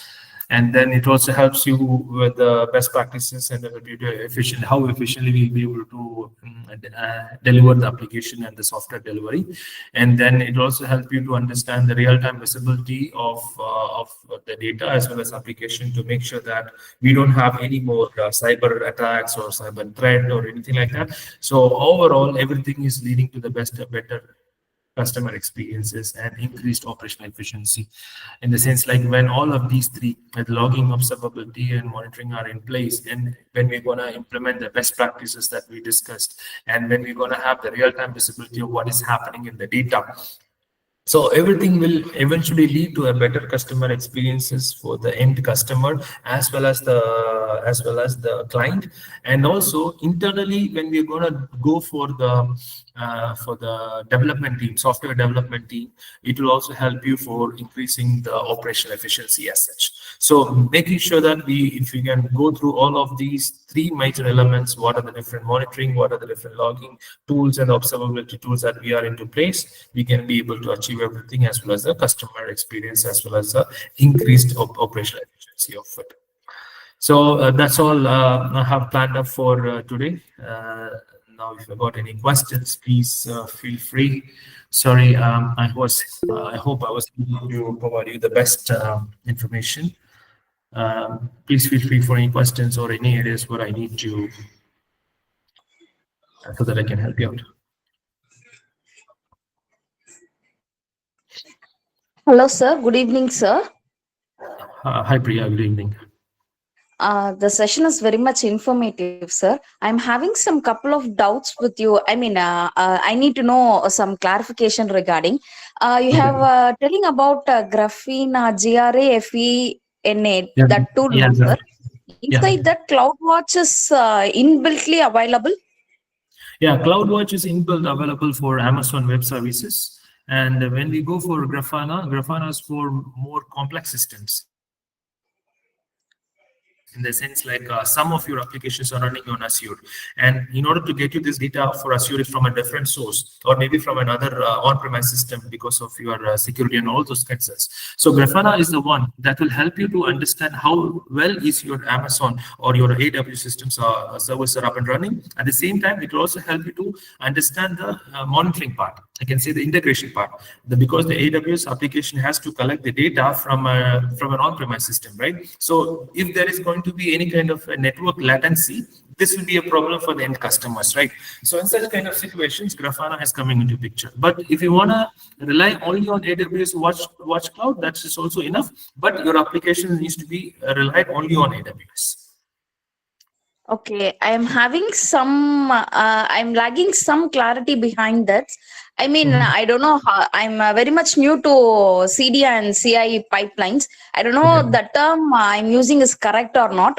How to load that one into the, for monitoring purpose, you will be having some example, we will be telling in data mining, data sets will be loaded inside example for Vika tool. How the data is loaded inside that, sir? Graphene for monitoring. what happens in Grafana is like, if you could remember, I was showing you Grafana. Before Grafana, I was showing you about Prometheus. So Prometheus is the tool that will collect the matrices from all of these cloud applications. So from there, the cloud applications, Prometheus has got something very basic. Let me take you towards that particular slide so that I can help you. Yeah. Thank you. Give me a minute. So if you could see here, in Grafana also we have got the dashboards. All right, so the Grafana dashboards are Sir, pretty much sorry to interrupt you. The screen is shared, sir. yeah, no, It's the not screen visible. is not at shared. I just closed Okay, it so okay, that I okay. can go to the right slide so that I can present it there. Yeah, I got it now.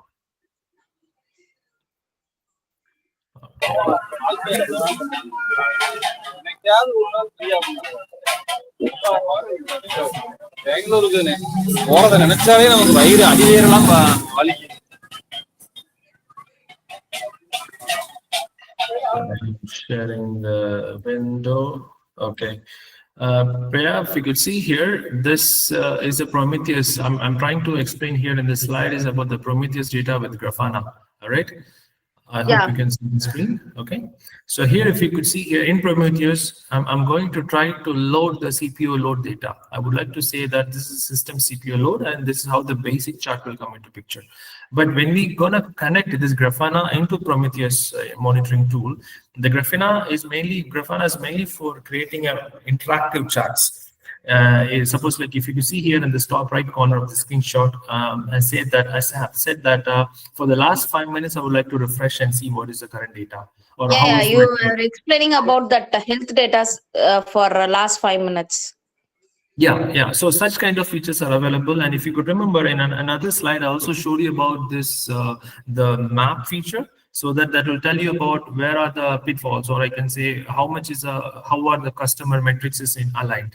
So that such kind of interactive maps can also come into picture. So that will help you to have more interactive dashboards. Priya. Yeah, that's what I'm asking. How it is loaded? Some Java. Okay. Here we have the configuration. So here is we're building the dashboards on Grafana. If you could see my screen. Okay. So the Grafana one is an open source tool. So in the Grafana open source tool, here is where we're gonna start ahead and create the dashboard. So before we create the dashboard, we're gonna build the or you can say that the different CPU utilization over here. So when we gonna configure this one, so this configuration is what is being explained here. We just need to configure it from this particular slide here. So we need to configure in this configuration part only. We have got, if you could see here, I have just for example, I've just put it as Prometheus localhost. So here your actual Prometheus or your DevOps concept Prometheus will come into picture. And we do have a sandbox. So if I can take you towards the sandbox, I can tell you. Just hold on.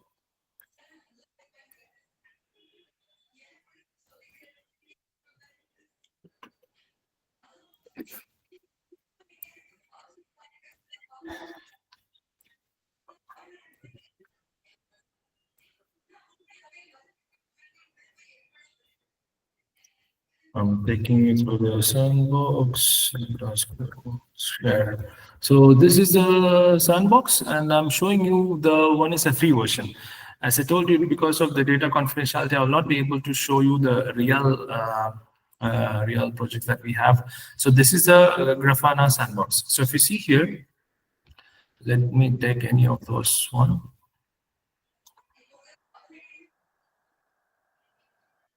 Okay. So here they don't have the details of the configuration setup. Do you mind if I can investigate and share you a couple of screenshots to maybe to Pavitra so that we can collect it from her?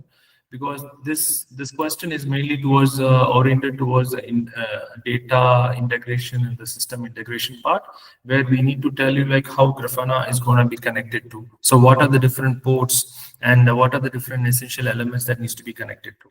So maybe I can need to send you maybe a detailed step-by-step process for you so that you can take it up from there. Is that all right? Okay. Yeah. Kindly share the PPT of today's session, what you have taught for us. Yeah, sure. I'll be sharing it. Thank Yeah. you, sir. Thank you. Thank you so much. Thank you Yeah. for SVCET for creating this wonderful opportunity. Thank you, sir. And thank you, ma'am.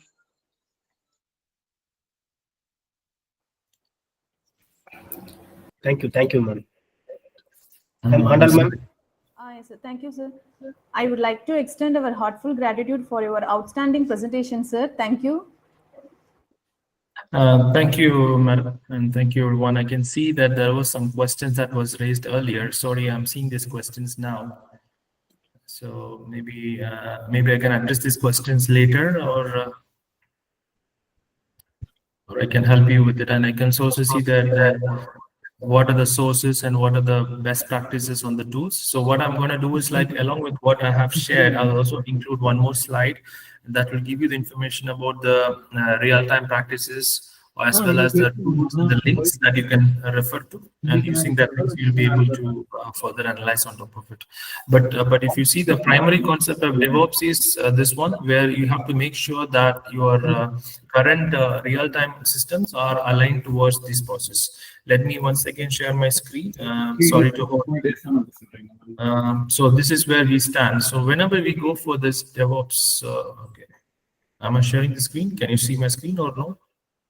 I hope yes. Okay. So here is where the real-time concept of release and the deploy will come into picture. So if you see the software, the whole project team as in a such, they will be very much busy in doing this build, test, release, and deploy. So when we go for this project management of Agile, we are mainly towards this as in a one single Agile. Build, test, release, and deploy is one Agile. So every time when we go for release of Agile, we have to make sure that every release of Agile, in the sense like Agile sprint we call, maybe once in a week or once in a month is the sprint time will be. So what happens is, like, we have to make sure that every time when we go for this release of it, we have to make sure these monitors are well and good. If you could relate the example which I gave you earlier for what is it called, the Microsoft outage because of the cloud source. This is because, like, one of their releases has impacted so much. So this release has impacted so much and so big that the entire Microsoft systems were into trouble. So this is what I would like to explain. So any questions, or if everything is okay, maybe we can wind up. Sir, thank you so much, sir. Next resource persons are waiting there, sir. So, Sorry dear about it. participants, if you have any doubts and clarification, put it Dropbox, and then you have to communicate through mail. We will share our email ID. So you ask the questions. No problem. Clarifications. No problem, sir. Please feel free. Even if after the session, if you have got more questions, maybe next week or next month also, please feel free. I hope you have my email address. So just drop me an email. I'll be able to help you out. Because as I told you, when I was in the engineering guy, it was very difficult to real-time scenarios were very difficult. All right. Thank you. So Thank you. thanks so much, and have a great Thanks evening. for your nice Thank you. presentation, sir. Thank you. Thank you so much. Thank you.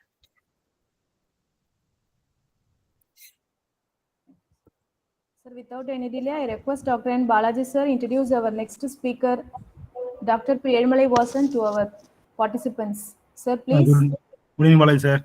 Good evening, ma'am. sir. Good evening to all, sir. Yes, sir. Good evening, sir. It's my great pleasure to welcome Dr. P. Edumalai Vasan.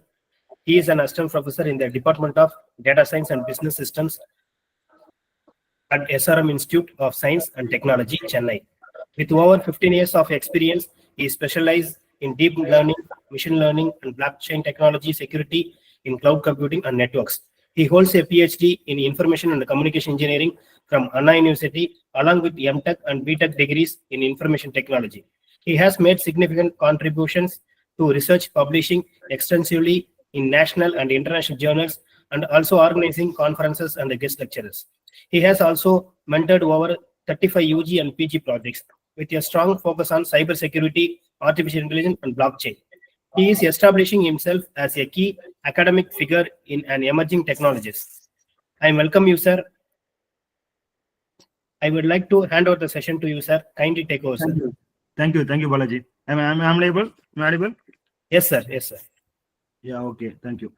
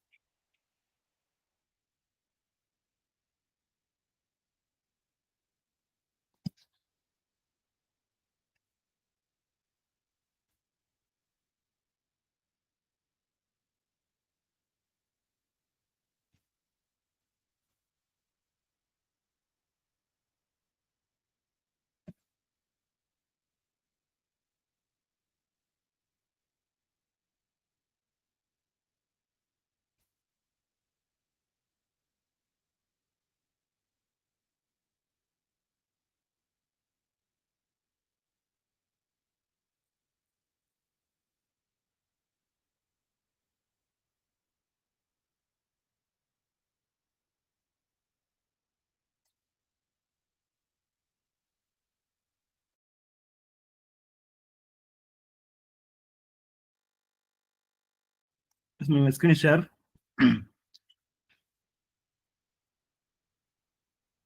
Is my screen share, sir? Balaji? Hello?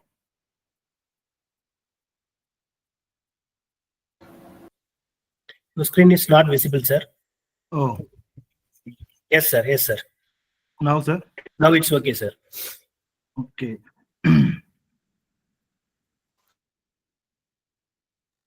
Is it okay now? Yes, sir. Yeah. So, good evening. Good evening, one and all. So, first of all, I would like to thank Sri Venkateshwaraa College of Engineering Technology, Puducherry, and also I thank to Dr. N. Balaji, Dean Academic cum Professor on CSE. So, and also entire Balaji and the team can I thank to in this session. So, I take immense pleasure for welcoming for introducing by calling my as a resource for this 6 days online FDP program for DevOps for cloud native development, containers, Kubernetes, and CI/CD pipelines. So, so today that in my session we are going to see about that serverless architecture in DevOps. So, so here the serverless architecture, serverless. So right, normally generally that serverless means actually no servers. Actually, still server is there. We are going to using the service only. So as a developers, as a developer team or operational team, and also that as a end user, we are using the services. So, but servers are still server is there, but there will be some abstracts that will be in the remote in the cloud providers. They are providing the services. We are utilizing one just again services. In this particular serverless architecture, we are going to seeing in this session. So in my agenda, so directly we'll see that some introduction and then background, motivation, and then overview of serverless architecture, and then how serverless architecture works, and also then serverless application, how it's working. A possible time is there, we will discuss some industry paper, AWS white paper. Normally in the company industry and all, they are saying that white papers. In that white papers about that AWS white papers, we'll talk about that. We'll discuss about that two things: optimizing enterprise economics with the serverless architecture, and one more that AWS serverless multi-layer architectures. How what are they are using? We'll discuss about them. And then serverless architecture use cases, supporting tools and benefits and limitation challenges. So these are things we are going to discuss. Probably this will be say a theoretical way only. I'm going to explain. So for a possible time is there in middle I'll share some quiz questions. We'll do that one. That will be will get some clarity. So here, so in the old traditional model, so normal traditional client server architectures, we know that, right? So here in the cloud computing model, which is the cloud provider manages the infrastructure, allowing the developers writing and deploying the code without worrying about the servers. So that in developer teams and Sir, Yelumalai Vasan, sir. Sorry, sir. Sorry yes, sir. to interrupt you, sir. Yes, sir. Your screen is not visible, sir. Not visible. So I'll share the entire screen better. Stop sharing. I will share again.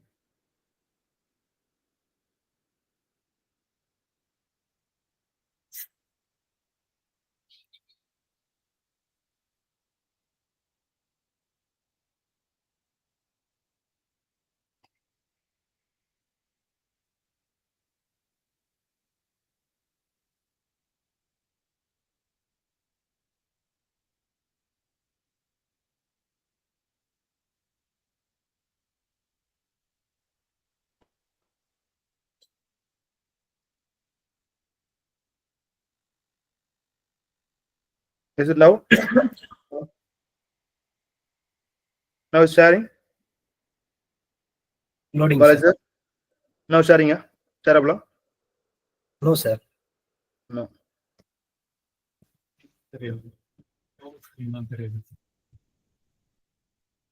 We are visible in the Chrome screen only, sir. Oh.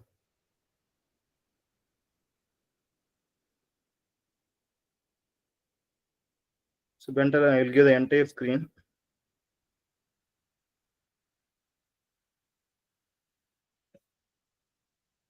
Now Now you can share the entire screen. Yes, sir. It is loading. Wait, sir. Oh, Now, okay, sir. okay. So Thank you, sir. yeah, thank you, sir. So in the serverless architecture, in the normally that as a user, as a end user, we are going to getting the services. So here that when the time of you are getting the services, that getting the services, you are using the background, all the things, the databases, API, the various API application you are going to use on file storage, reporting, right? So as a software, as a developer and operational team, and whichever the user you are getting the services from the develop application. So we no need to worry about that servers, right? So we won't worry about that server management, right?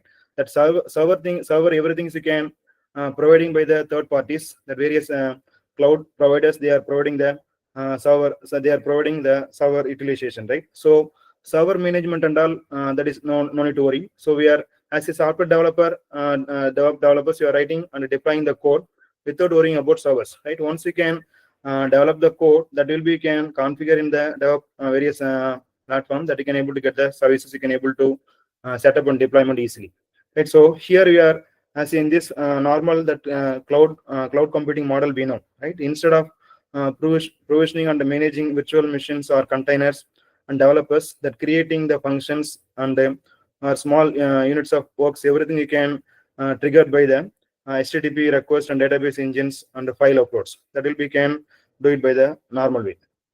So here, once you are coming to this particular DevOps serverless approach, so in the when the time of the traditional approach, we know that initially that client server model, that normal client server model, the ones that computer games, we are using the client server model. The client server model, we are not able to getting the services very faster manner.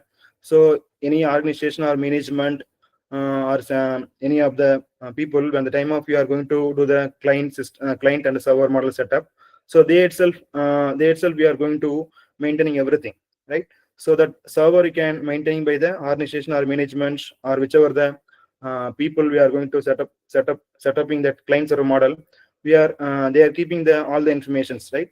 So that will be can traditional approach, that normal client server approach. So here that will be can doing that one by one process only. That is a that is a linear manner only can able to get the service. That is a system administration, as a developers will need to do the same things regardless where the server is, right? So for that computing service you can able to provide. So whereas in the place of serverless approach, once you are coming to the server approach, this will be here you can using for the very do the process, that will be very efficient and can able to get the services. So developers is simply send the code to the service provider to run the application. So once you can, as a software developers, you can develop the codes and you can done in the very faster manner. That will be can use for the agile method, right? So that is a rapidly within a day itself we can able to can able to develop the applications, develop applications. That is the thing. So everything is ready-madely available. You can able to connecting. You can do the setup and deployment. You can able to run the simple application using DevOps. So this will be that very parallelly can able to do all the things. That is the main advantage in the serverless architectures. We won't worry about that servers. Everything you can server. That serverless means actually no servers. That is not that. So that server is there. That particular server management and all you can managing by the other people's third parties, like various cloud service providers like AWS, Lambda, that Amazon cloud server, that various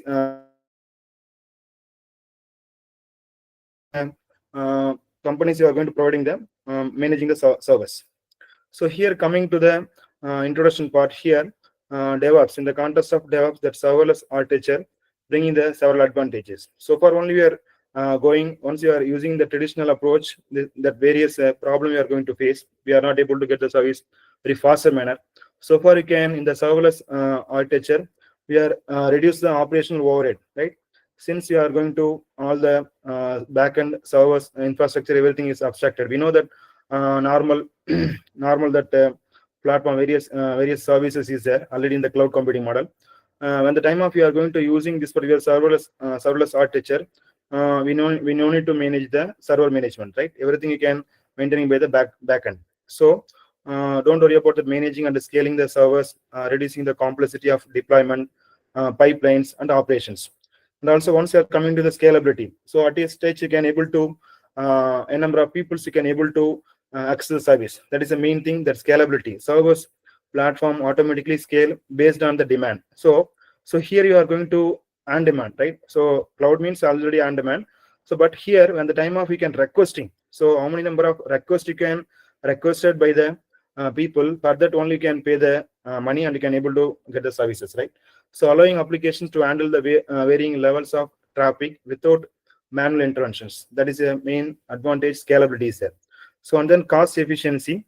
So as I told you that so how many number of that the previous normal that cloud computing model normally as a platform as service, infrastructure as service, software as service. In that time we are buying some of the in the private cloud or something, we are buying the some of the service level agreements, right? So for that entirely you are going to pay. But here we are not paying that we are not paying like that in the olden traditional way. So here whichever the time we need the services, that time you are going to request, you can pay for that only. That is the main advantage in the serverless architecture. So that is the execution time of functions that you can, for that whichever the request or whichever the event driven action, for that only can provide can pay the money and can utilize the services. So and also speed and agility, so that as a software developer can developing the application time also quickly can deploy. So because that agile methods they are using, so in the DevOps application for developing the agile methods, so because of the agile methods they are rapidly, that is a rapidly can develop the applications, that everything is readily available, can able to develop the applications very quicker manner. So far that is a speed and agility will be can supporting more. So that is a easier to release the more productivity features and updates.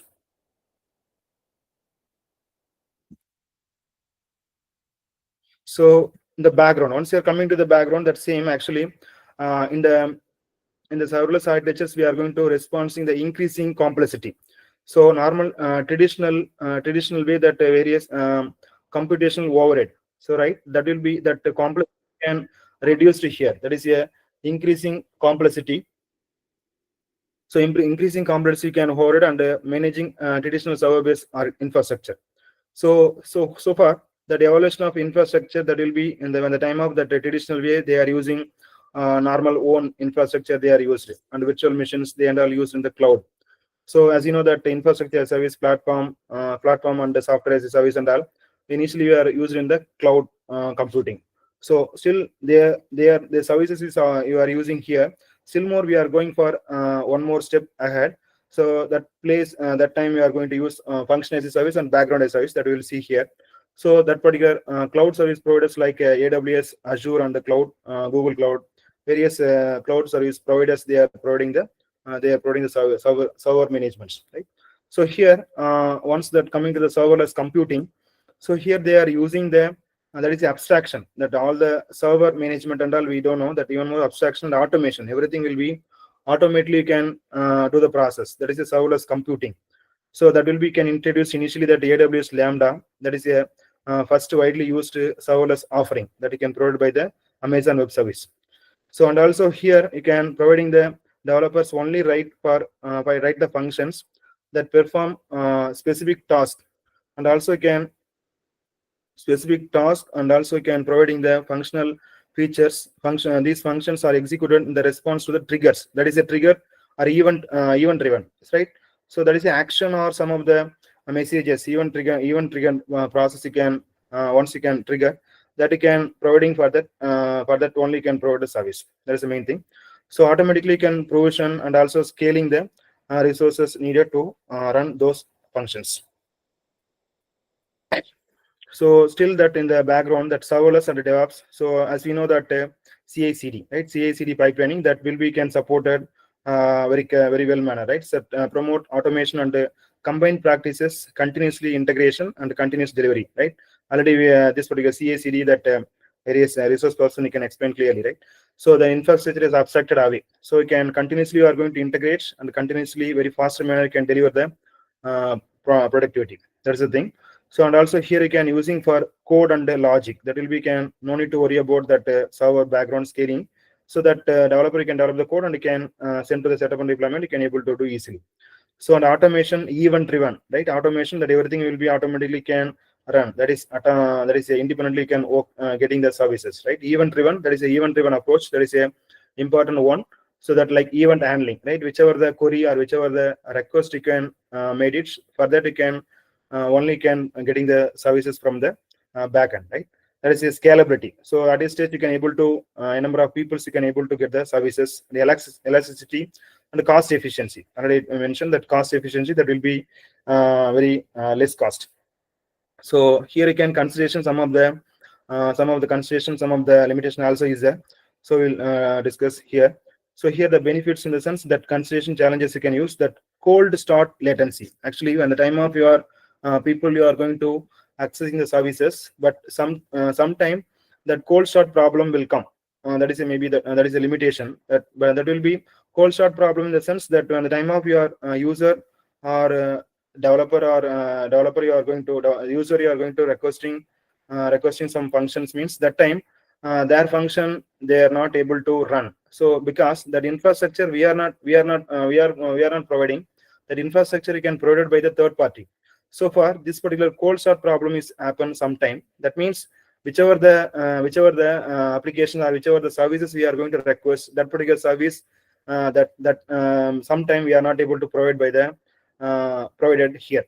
So far that is a problem will occur sometime.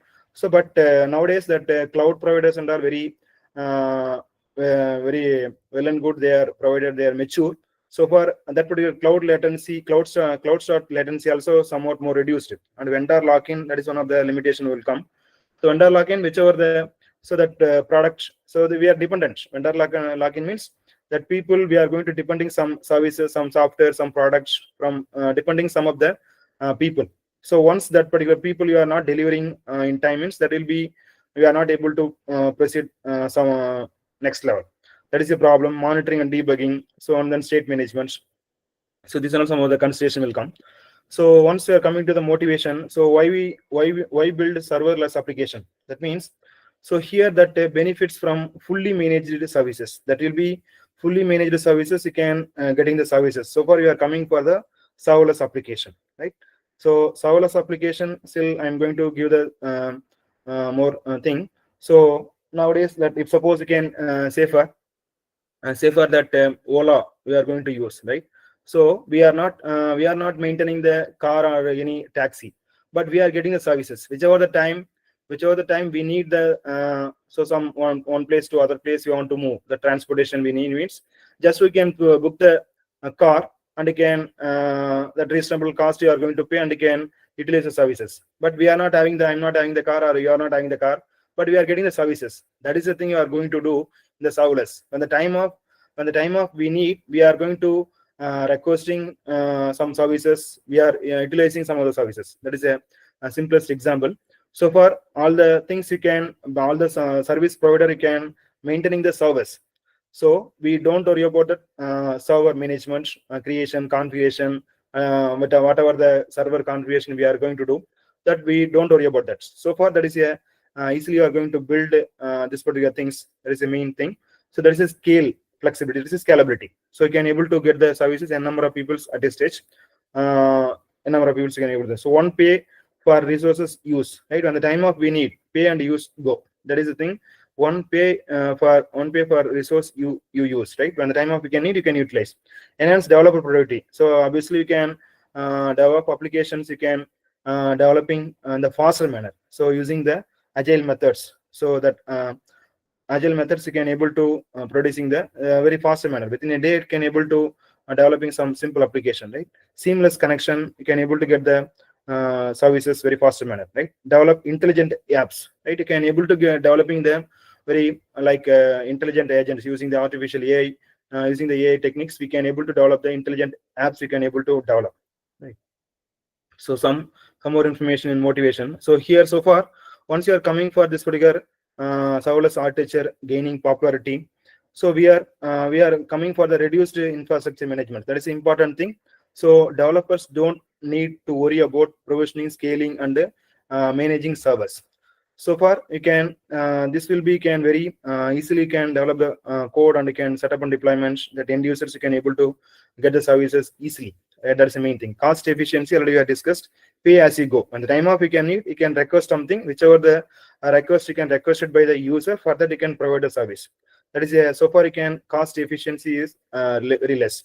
And scalability already discussed that automatically you can up and down, right? When the time of you can need the number of peoples. So already some session that resource person you can mention. If suppose we are going to booking the tickets in IRCTC, some other that very peak websites or something. If suppose it's self-published means so that people that we are going to hitting the same web portal a number of peoples. There is thousands of people we are going to hitting. So for that time, that server is down. So far, so once that particular thing is happening, so here you can this particular DevOps application you can providing the services very effectively. That is a up or down based demand, right? So when the time of you can need, you can increasing the number of I can able to get providing a service more number of people. When the time of you can less number of requests, that will be can automatically can do the process that you can as per way you can develop it, right? As per the way you can provide service, right? So for don't need to worry about the manual scanning. That manual scanning and all, manual scaling and all here you can do hone to that automatically can do everything. So there is a scalability, right? And faster time to market. Yeah, that already discussed that the same. Quickly can develop and deploy the applications without worrying of the infrastructure, background infrastructures. That will be can background server everything you can maintaining by the cloud service providers, right? So you can providing the iteration, testing, releases, everything you can done by the DevOps cluster culture. So and also some more improved developer productivity. Yeah, already that code quality and the features, everything you can very faster manner, very crisp manner, right? You can able to develop the codes in the very faster and the infrastructure concerns that will be background way you can abstracted that does servers. So you can providing the patching and the deployment concerns all you can easily can when comparing that one. So code quality and the features, that is the main thing. So mainly you can focusing on the code quality and the features when comparing the other works, right? So that is the thing easily can develop the productivity and resolutions on fault tolerance. So that by default that AWS Lambda and Azure functions and all you can providing the built-in functions, built-in tolerance. Fault tolerance is there. So here automation and continuous deployment. So here in the automation already we have discussed automatically you can provide the service heavily on automation and serverless fit seamlessly can providing the service that CI/CD continuous integration, continuous deployment and delivery. That is the thing you can providing in the one of the important thing, right? So that develop applications. So easy to integrate, easily can after some time also can easily can integrating and automated testing, the deployment tools, everything you can support it here, right? And then microservices. So already microservices also some of the previous sessions they are some industry people you can mention that microservices and monolithic. From the monolithic there is a single one monolithic. So that monolithic to microservices. Monolithic is a very hard one that very hard to handle. That is a very take much time you are going to run the service. But microservices that will be very split into the small services. That is a granularity services, right? That is independently can deployable and components you can support it here. So this will be can use for the thing. So still why that serverless architecture becoming so popular in the sense in the traditional and versus serverless architecture. So here they are in the traditional way as I mentioned earlier that same.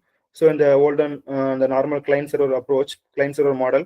So whichever how many number of systems we need that you can bot and you can maintaining the server database everything as a organization or management. So they are maintaining separately. That is a server, that simple servers. That will be can used in the normal client server model, right? So that when the time of you can using the client server model, you can taking much time for you can getting the services. That is a front end logic and also back end logic, whichever the database you can use it. So that will take much time and also security you can one of the concern, right? So within a LAN or people you are going to easily are going to track, easily are going to accessing So that is a problem and all will come, right? And database, whichever the database you are going to maintain. That is a traditional thing. That is a client server, normal client server model that will be more tedious for you can getting the service in the faster manner. But once you are coming to the serverless, so here you can providing the parallel way, you can able to providing the accessing everything, right? In the serverless itself, we are that front end you can bringing to here, so that will be can getting the services do it in the faster manner. So that security and backend logic, the databases or whichever the query you are going to requesting, that you can able to get into the faster manner. That is using client server logic and the third party. So here you can use the third party for you can maintaining the databases. So here once you are coming to the this particular overview, next overview of serverless architecture. So that is a cloud native development, everything. So this particular thing is a serverless architecture you can running in the cloud native development. That is a cloud native development is a CI/CD pipeline. So that model you can supporting for the allows developers to build and run application without managing the servers. That is the main basic thing. So and then here you can cloud provider you can provisioning and maintaining and scaling the server infrastructure.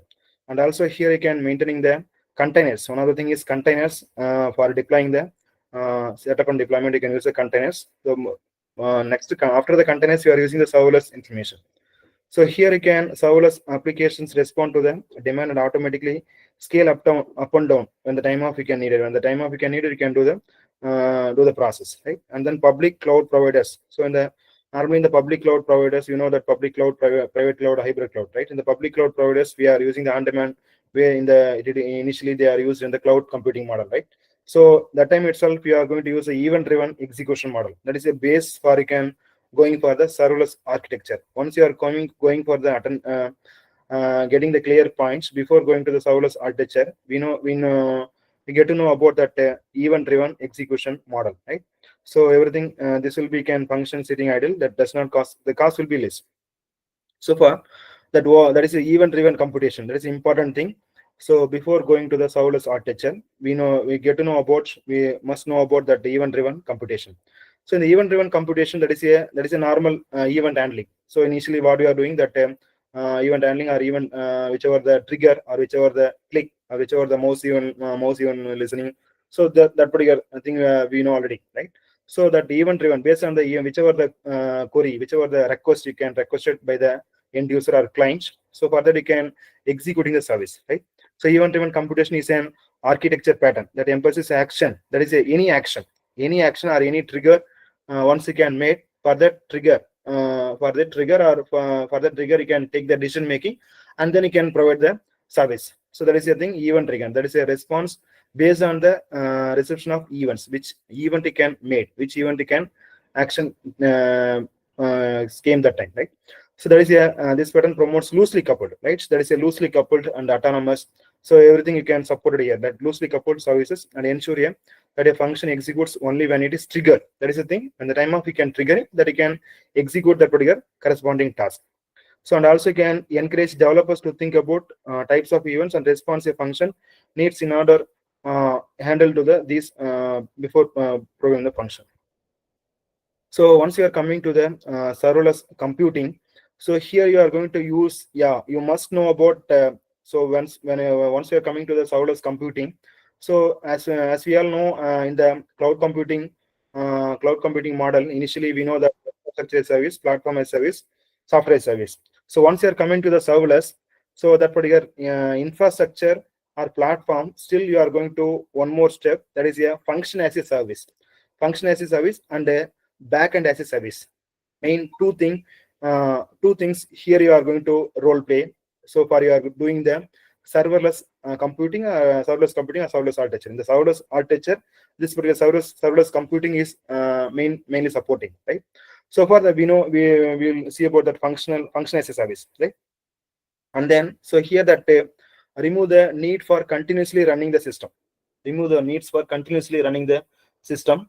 Here you are going to use serving, right? Serving the systems that will be normal event-driven computation, right? So that is a thing easily can do it here. Yeah. So that will be next. Again, that's some more information. The serverless. So in the cloud computing models, we are going to normal cloud infrastructure, that scaling up, and also that deploying the containers and automatically launch on demand service only can call the services. Also here you can infrastructure, we know that basic cloud computing infrastructure service that will be can providing the pre-purchase capacity, and meaning you need to that pay under public cloud services always you can using the server components, right? And the next one is responsibility. At the time of we can providing the responsibility, scaling up and the scale down. At the time of you can on demand way you can providing the services that will be can very efficiently you can providing the services in the serverless manner, right? So cloud infrastructure necessary to run an app, and is an action, is an active, that is active or message, that is a event driven way you can execute it. So on some more that cloud provider dynamically can utilize this particular services, right? So that cloud provider you are going providing a service, and they can backend that client end users you can get the services. So cost and efficiency benefits, already we discussed this one. And free developers you can do the process for routine and basic task you can associate with the scaling and server provisioning. So and also can here in this particular routine tasks such as managing operating system, such as file system, security patches, load balancing. I think this and all we know that capacity management, scaling, logging, monitoring. That is these are all mainly can supporting this particular serverless architecture. So all are offloaded to a cloud service provider. That particular these are the computation overhead. Everything you can managed by the third party, right? Like whichever the third party you are providing the server utilization you can provide by them. They are controlling everything. So that work you can easily can handle by the third party, right? So here you can entirely serverless applications we are going to develop. So partially can serverless and partially can traditional microservices. Already I already told about that microservices. So monolithic, that will be that is a single component. So that monolithic you can split it into a small services, that is a microservices component you can support it in this serverless architecture. So here this particular serverless computing, so here that various thing you can support it here. So once as a software developer you can developing the application, and also you can a number of analysis process, and also can able to view them various process that multi-level applications you can support it. So this will be considered serverless computing can supporting when the time of you can as a developer you can developing the application, operational team also can supporting the for developing the applications easily. So once you're coming to the characteristics that will be hostless, right? When the time of you can requesting hosting the you can that people that end user are going to requesting the services that you can able to get the faster manner can able to get the service. Elastic. So elastic in the sense that again that scalability only you can able to get the services that a number of people you can able to get the services at a stage. Stateless. So stateless one of the go. So stateless and stateful. Normally the stateful that everything you can maintain by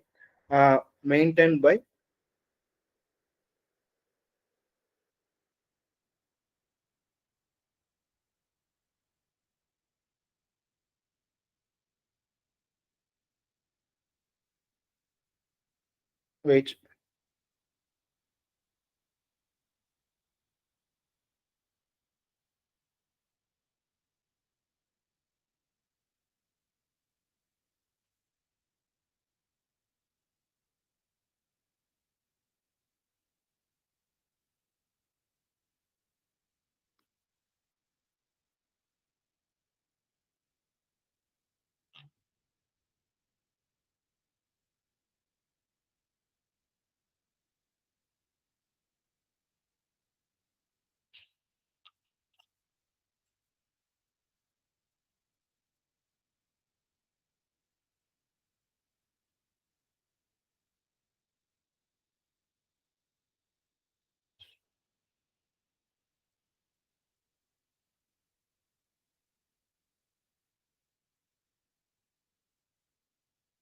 My screen is shareable, ma'am.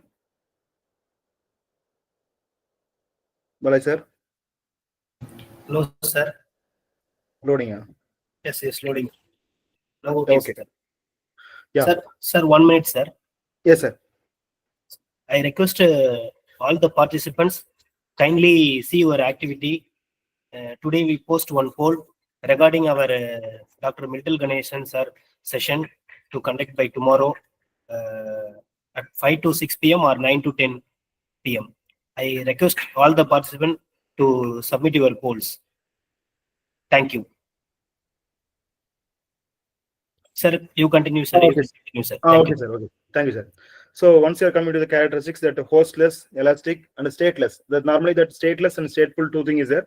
The stateful in the old and traditional model they are used. Stateful means everything you can maintain by the whichever the history or whichever the databases, everything you can maintain by the stateless and stateful that will be can maintain by the client side itself. So, but stateful you can maintain by the client side.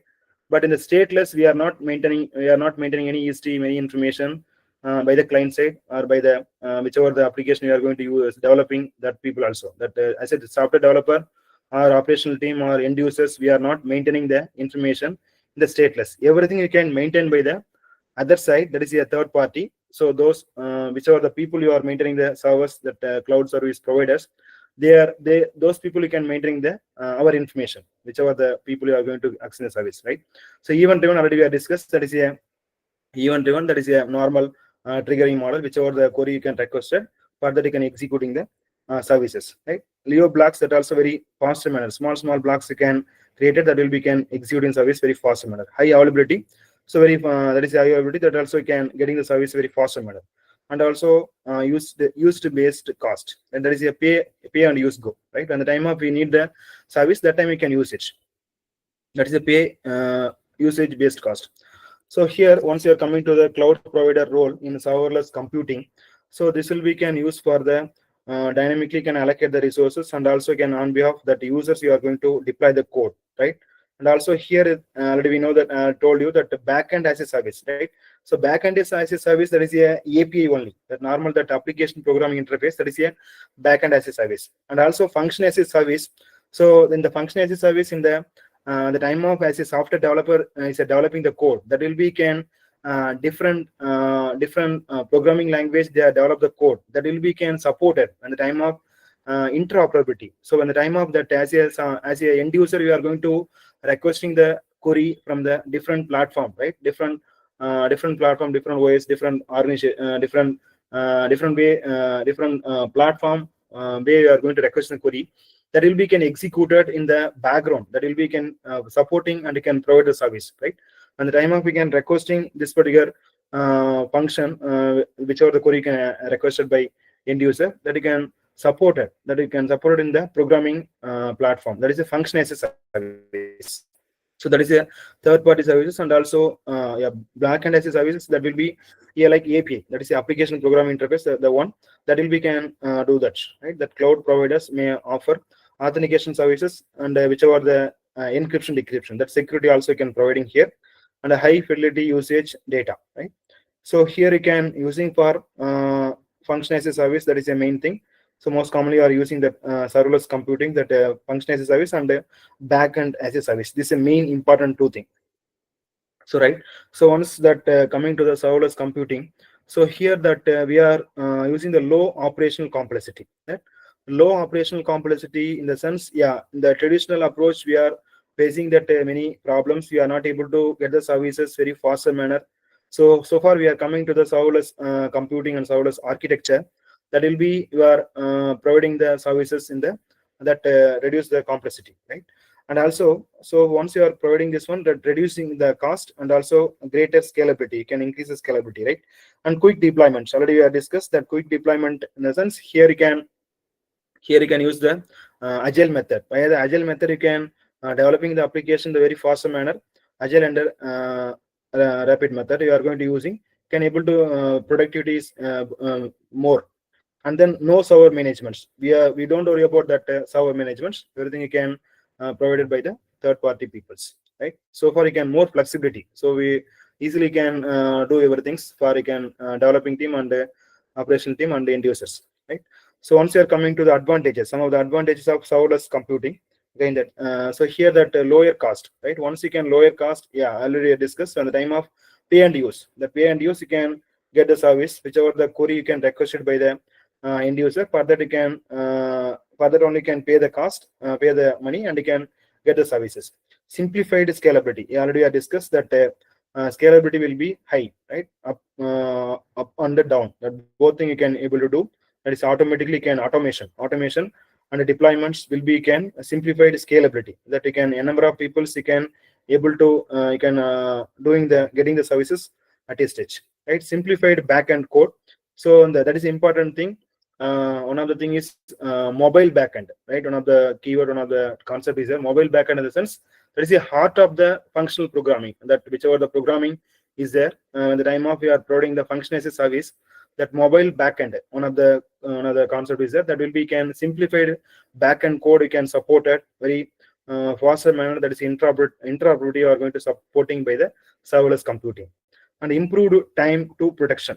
That is a productivity can improve a very faster manner because of we are using the agile methods. So far you can getting the service productivity can improve very high. So increased productivity and improved time in the sense you can faster manner, in the very fast manner within a day itself you can set up the application very readily. You can available all the things. You can do it the faster manner and you can able to set up the application, set up and deploy, set up the application, develop the application, and you can bring it into the market, right? And then improved security. The security also can supporting well manner that are serverless computing.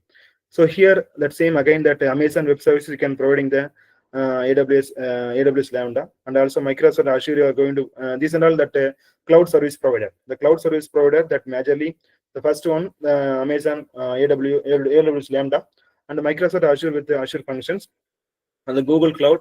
So Google Cloud you are going to supporting the multiple offerings, and you can IBM Cloud you can support providing the IBM Cloud functions and etc. So here that you are using the operator OW that one FASS function as a service, you can using the open source serverless platform. So here you can including that Red Hat, OpenShift, and the serverless. So this particular Red Hat and OpenShift you are providing one of the serverless things that will be can used in the Knative that project for the Kubernetes, right? So here that is a simple coming to the definition actually, that serverless architecture definition.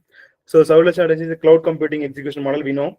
So that is a cloud provider dynamically manage. That is the important thing. Dynamically manages the allocation of mission resources. When the time of you can providing the services, dynamically you can providing the service. Whichever the query you can request it by the end user, further you can provide the service. So far that serverless indicates that the server management is abstracted. So we don't worry about that server management. Still server is there.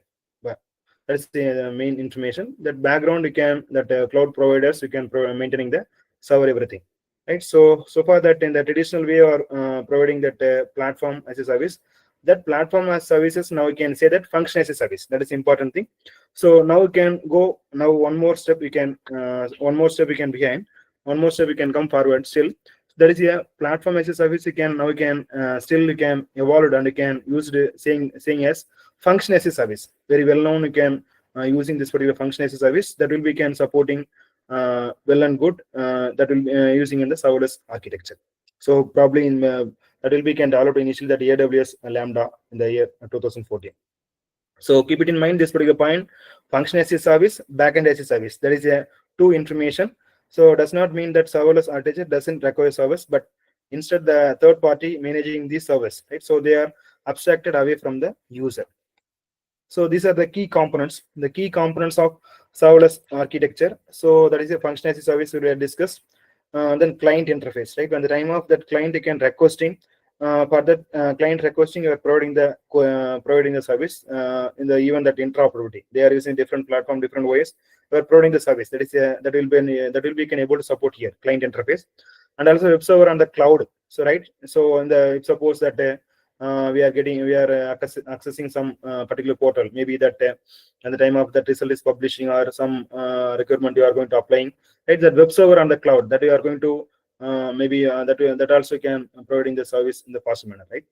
And also that security service, right? That security concern your various security concern also can support it in the serverless architecture, and also backend database that will be can maintained by the cloud service provider, so that you can using for the backend database, and also API, various API gateway. That is a backend as a service. The API and the backend database and all comes under comes under that API gateways, that backend as a service, right?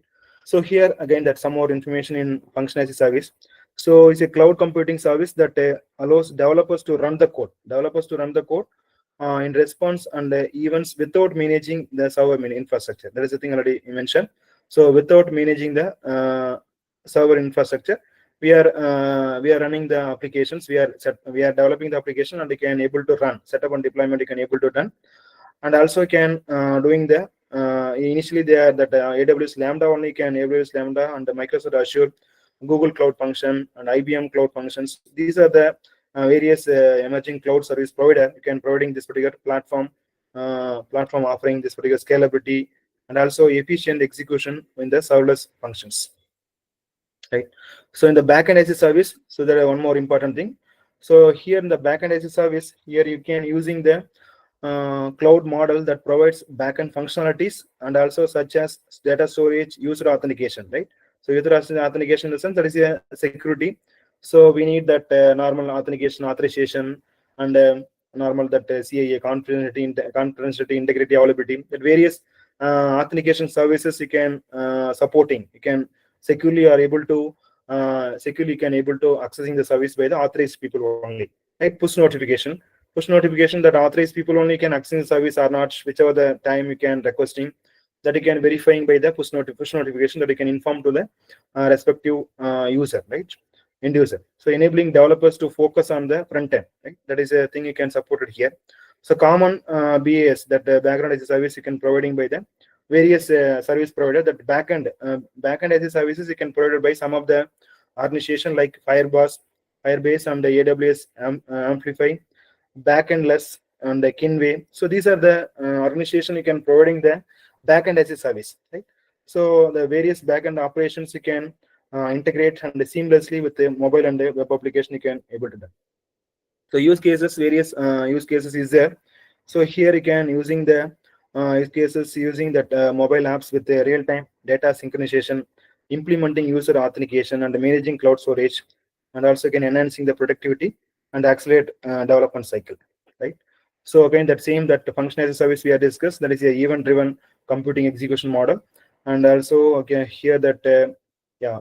So once you are coming to this particular code deployed into containers, they are managed by cloud provider. So especially in the specifically that these containers you are going to use, right? So stateless. So stateless in the sense that is a thing that data integration you can making easiest way can able to do. That is a crisp and easily can manage, right? MFRML, that means that is a literal meaning. Literal meaning is that allowing them to be run for a very short time, very quick time. You can able to run the services, right? And even triggered already we have discussed that will be can automatically when the time of we can need and the basis of need, whichever the query you can request it by the end user, for that you can provide the service, right? So fully managed by the cloud provider. So far you can say that only pay for that what is needed. So not always on app and servers. That is the important thing. So in the old and the traditional private cloud and all, there's something that service level agreements. So this many number of years, this many number of months we are going to paying the money. But when the time of we are coming to the serverless architecture, so on the time of we can need pay and use go. That is the main information. So when the time of we can need, that time only can pay and use the service, right? So still more that one of the block diagram, one of the architecture, so serverless architecture. So here again in the traditional things, the traditional server you can break up into this way, right?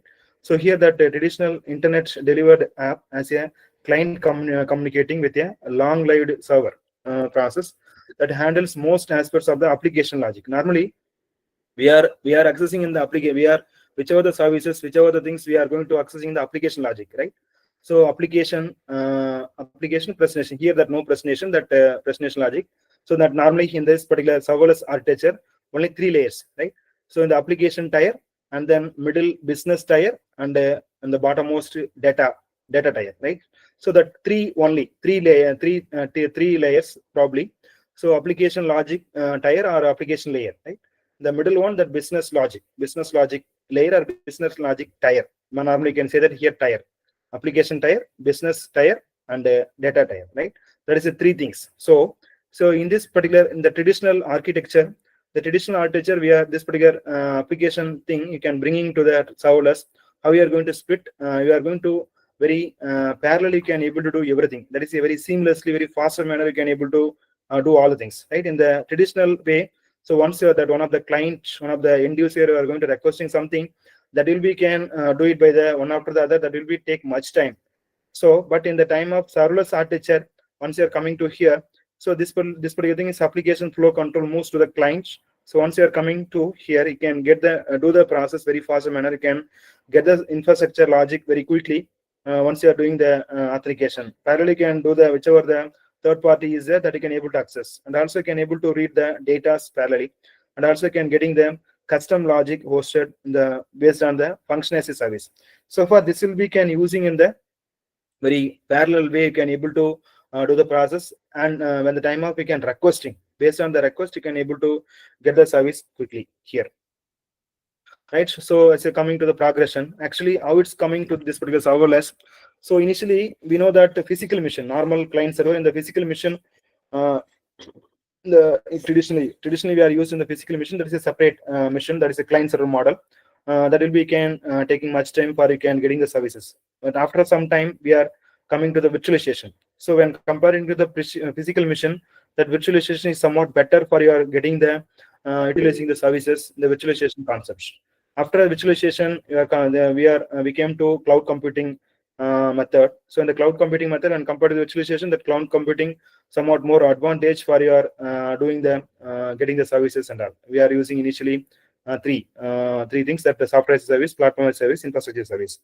So after that, on-demand service only, that will be can paying the based on the SLA and all. You can service level agreement, you can paying the money and all you are using, right? That will be can take much much cost. But you can coming to the after that, you are using the containers, very more big containers we are used for. You can store and retrieve the information. Can do the all the applications, all the real world application, right? So but nowadays we are coming to the serverless, right?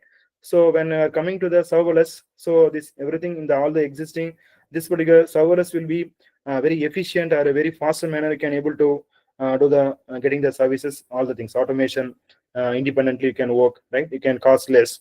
Various advantages is there. So far you can nowadays see all the develop application, all the things, whichever the things we are nowadays using, all the Netflix, all the recent application and all, we are using this particular serverless concept only, right?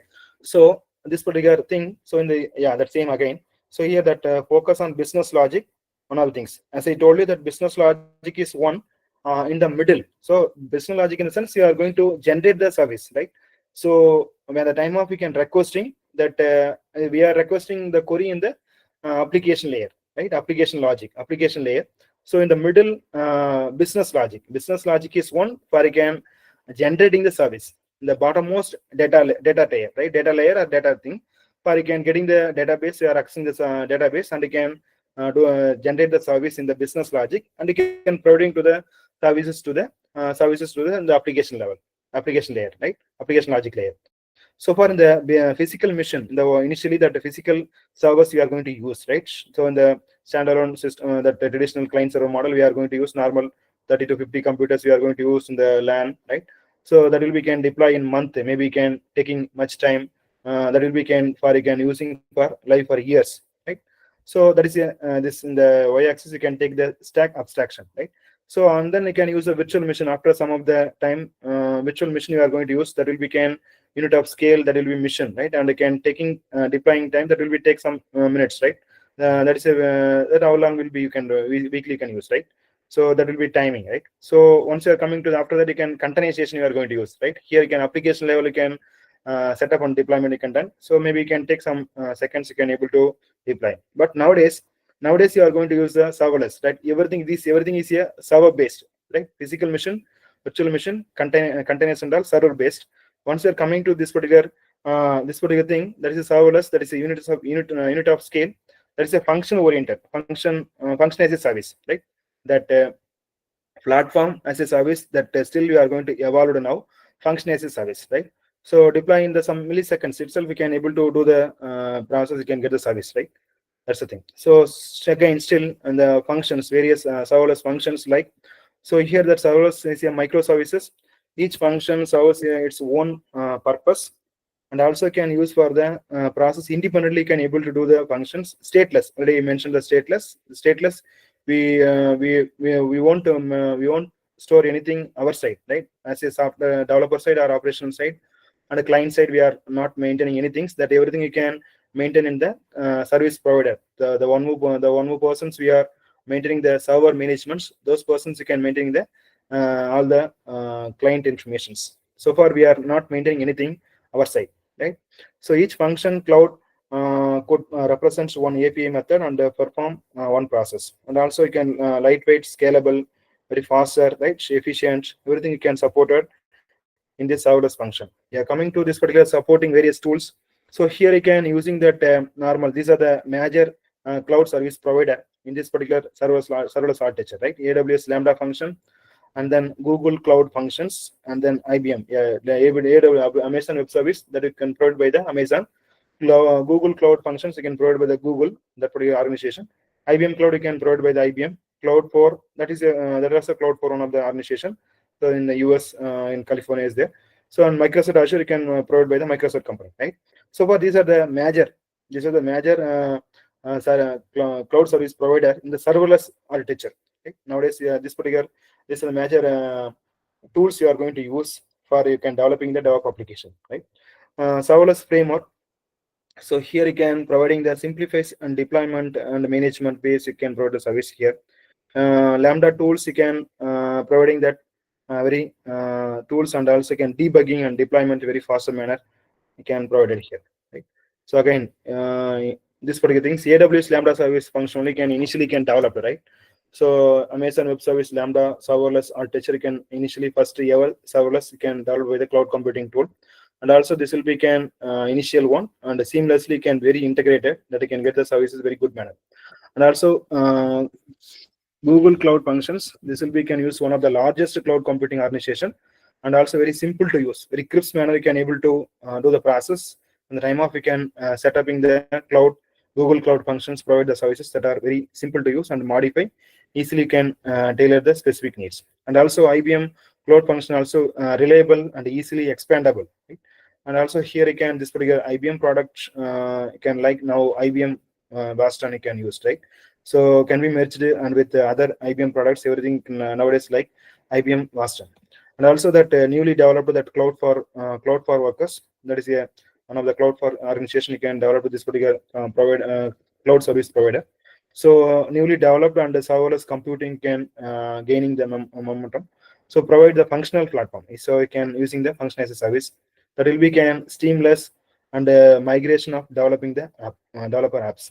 So Microsoft Azure you can providing the Microsoft company. So one of the greatest architecture that will be can accessibility and reliability, all the things very fast and increasing availability and accessibility. That will be very good manner can able to getting the services using the Microsoft Azure. Right. So once here one of the simple things, how to successfully deploy the serverless architecture using AWS Lambda. So here as the thing that client device. So client device is a one side, the client side, that is the end user client devices, right? Whichever the mobile or laptop or desktop we are going to use, that is a client device end user. So when the time of we can requesting API gateway, the API gateway, as I told you, API application programming interface, that is a backend as a service. That is a main interface in between the client, in between the end user and the backend services, right? So far that once you are getting the event triggering, so event triggering model, so that particular Lambda function is a specific functions that will be can executing the whichever the query can receive by from the client side, that you can execute it in the specific way, where you can getting the services from the backend things. That will be can Elasticsearch, right? Elasticsearch can support it, and also can use the DynamoDB, right? That DynamoDB you can you're doing by the event stream, right? All the information you can stored in the DynamoDB, that you can one of the database you can used in the AWS Lambda, right? So that will be using the number of Lambda, AWS Lambda you can use in the backend process. So far you can fetching the appropriate fetching and generate the specific query. So generate the outputs, generate the reliable services in the business logic layer, and you can provide to the end user. Right. So some more that how to how it works in the AWS and Azure, Google and all. So here also that same manner you can using that AWS again already discussed.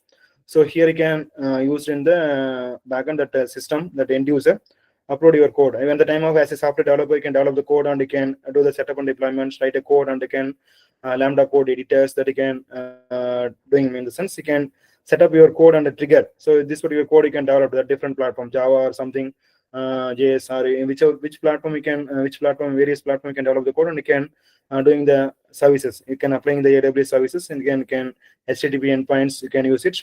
And then you can once you are coming to the AWS, that Lambda function should be used. That Lambda function is one.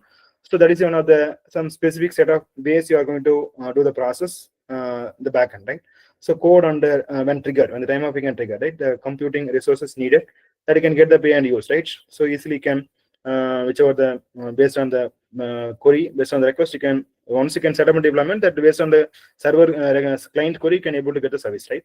So Azure also can when the time of you can hitting. So if suppose maybe result some news result you can publish, right? Yes, when the time of you can calling some specific portal, right? You can HTTP API call from mobile app, right? From the mobile you are going to request something, call processed by a function, whichever the function you can request it, that you can finding the services for the based on the client query, that you can output data stored in the Cosmos data. This is the database you can use in the Azure. In the backend services, you can provide getting the services Cosmos data, Cosmos DB they are using, right? So you can transfer the trigger when the time of the which query you can trigger by the end user, that you can trigger, and you can get the services from the backend that you can execute in the business logic layer, and you can provide to the end user appropriately. So on the Google also can working like this particular way. Google services, the Google services you can using the emit events, right? That is a trigger only here that they are saying that emit events, that is a trigger event driven approach, right? And then you can using the cloud functions respond to the events very fast manner, and you can get the service invoking the service, right?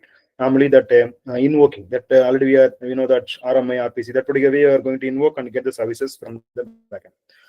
Right here in the evaluation, how you can evolve, right? Once you can coming to this particular evaluation, that function is here nowadays you are going to function as a service mainly you can support it.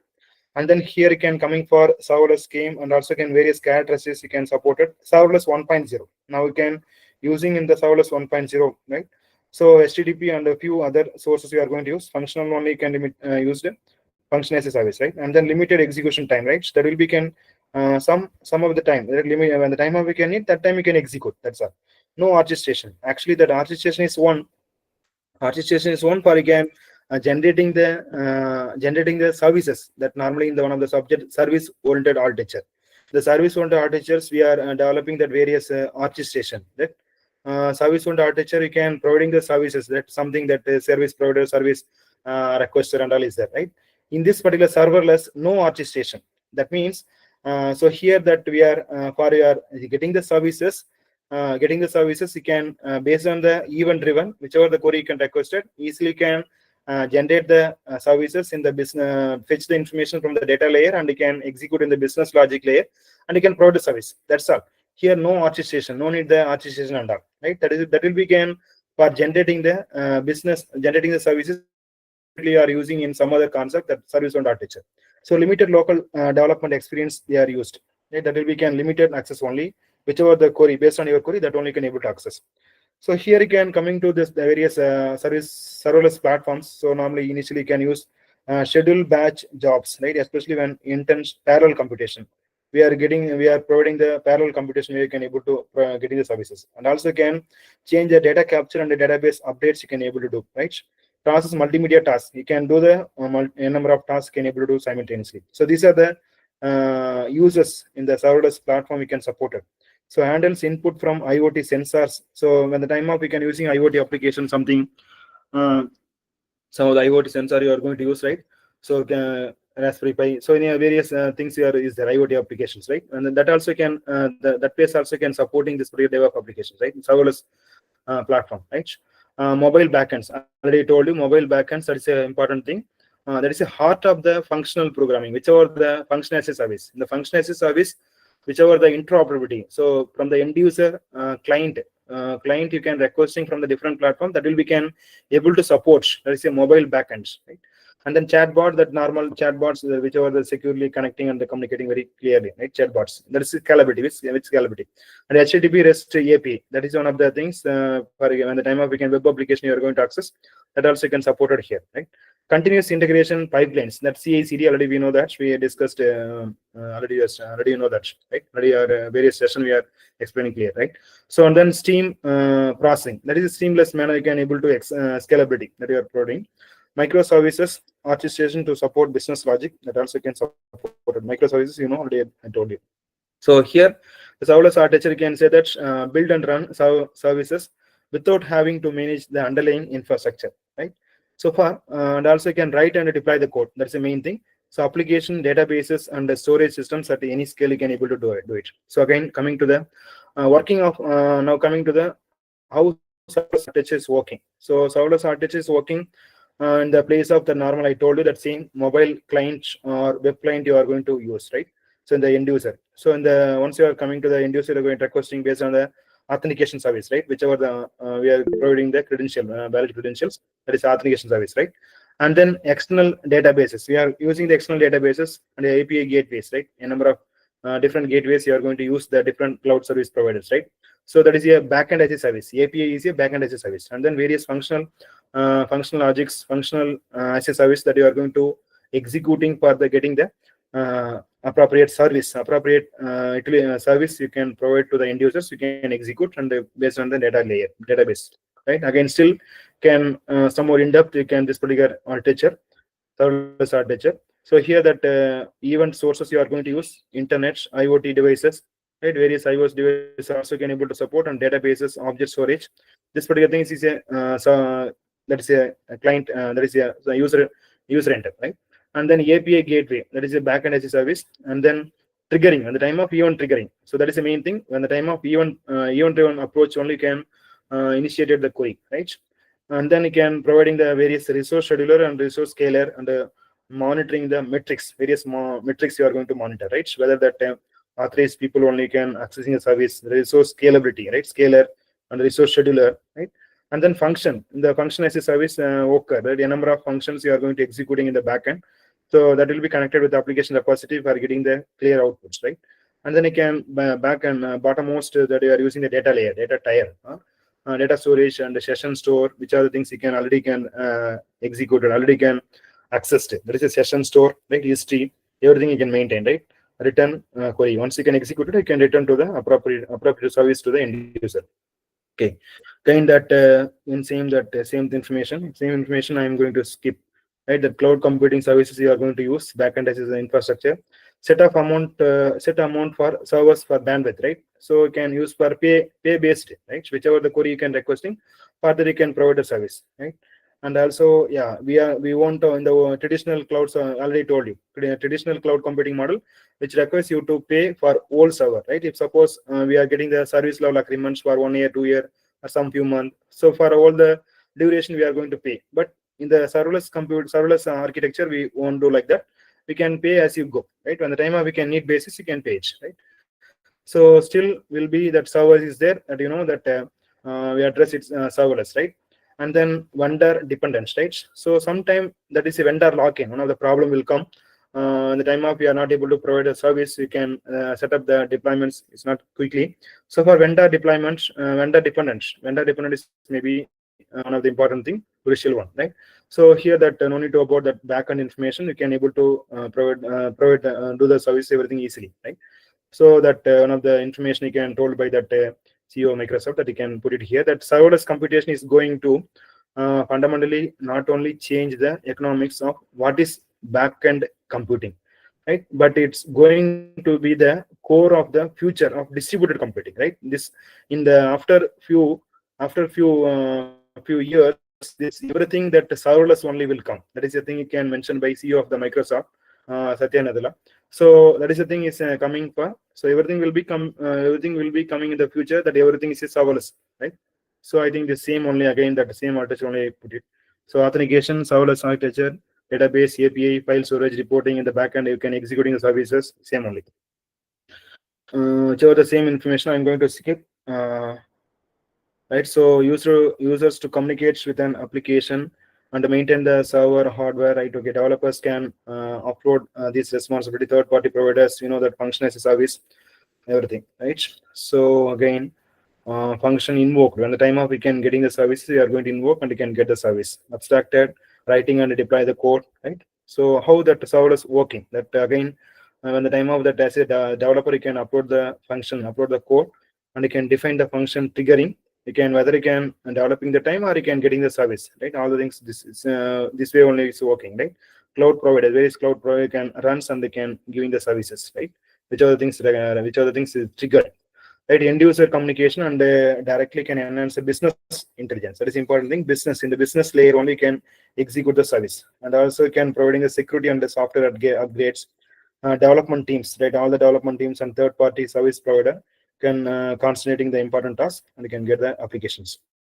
So, and then you can coming for the serverless architecture functions. The serverless architecture functions you can the same only again HTTP query you are going to use function as a service.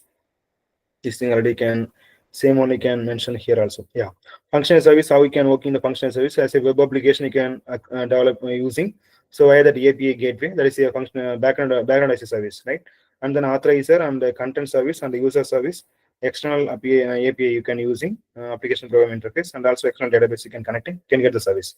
So far that simple one of the example working model for how that purchasing the item. If suppose we are going to purchase the item in Amazon or something, Flipkart, something, one of the portal we are going to getting ordering one of the item means how we are doing the process, right? Authentication service. Initially, that end user are going to end user or client you are going to do the credential, right? That is a client, that is in the browser, web browser, right? Web application and the website. So once you are giving the details, that will become product database, right? So we are going to the whether that product is available or not. That is if suppose you are going to buying the new mobile phone, right? So when the time of we can whether that particular product is available or not, that you are going to check, right? So via the API gateway, you are going to giving the passing of the information, that is background as a service, right?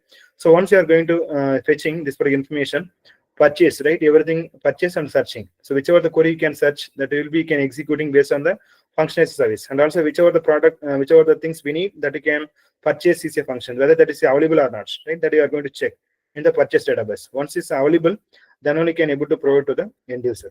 Right? That is simple thing. This is the way you can work in serverless architecture, right? So and then yeah, again that eliminates server management. We need the no need the server management, changing the multiple functions and complex workflows, right? So here there are some more fundamental informations, that the invocation, right? That is a single function execution and a duration, that time it takes serverless for functions to execute. And also cold start, I told you sometime that we are not able to whichever the function or whichever the query you are going to requesting, that whichever the function you can executing, that function is not opening, right? Because of that particular, we are not maintaining the infrastructure, that infrastructure you can maintaining by some other people. So far that problem is happened. That is a cold start, one of the problem, right? After a period of inactivity, right? Concurrency limits. So far some of the limitation is there on the time of we can accessing the services, right? And the timeouts, maybe the sometime we are not whichever the time is expired. That is the thing. Cloud provider allows a function to run before terminating. We are giving the time. This particular time itself, we can give your information like that's they are asking, right? So there is a maximum timeouts that will be fixed rate, right?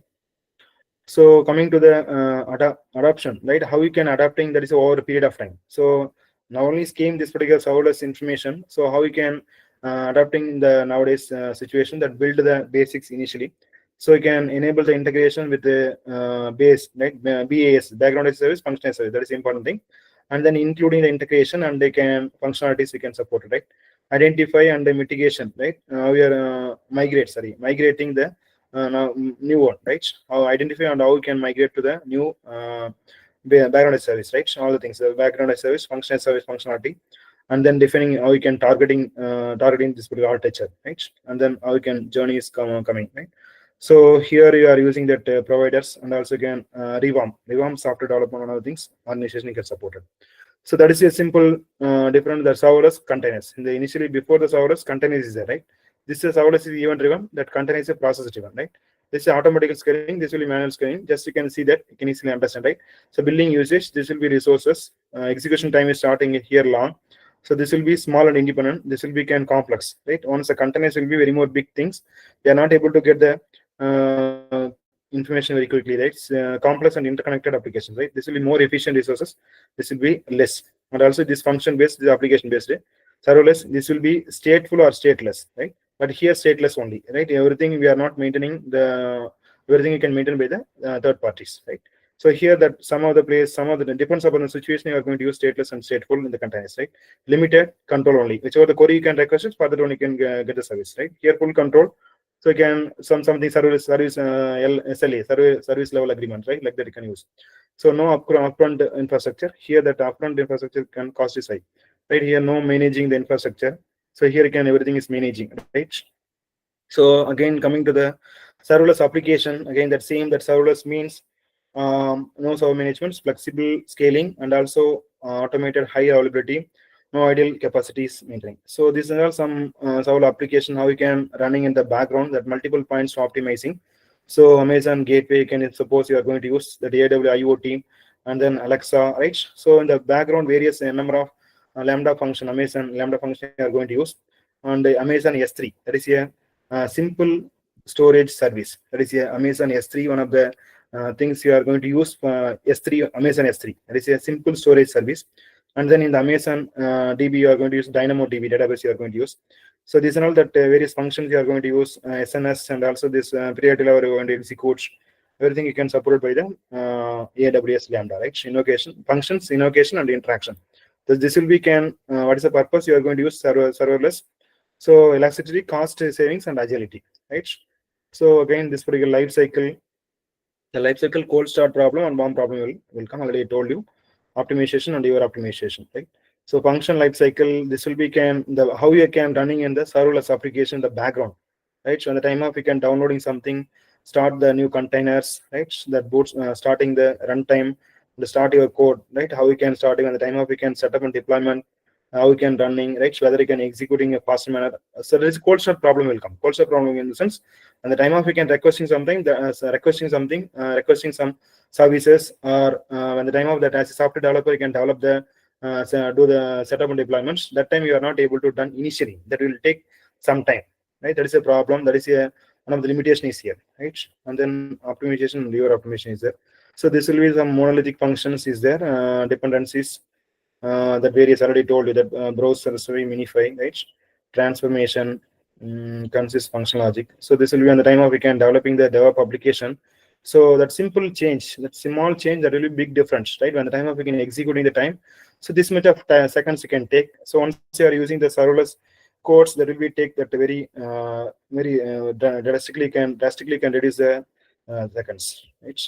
So this particular papers and all the theoretical information only. So for just again, I'll share the documents. If you need, you can check it.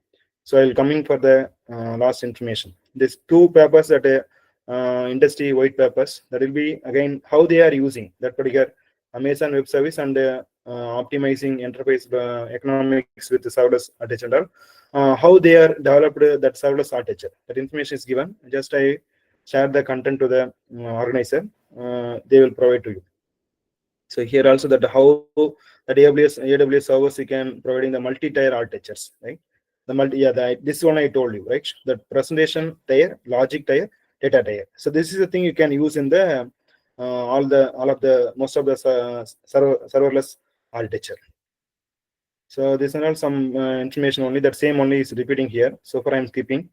Coming to the final information.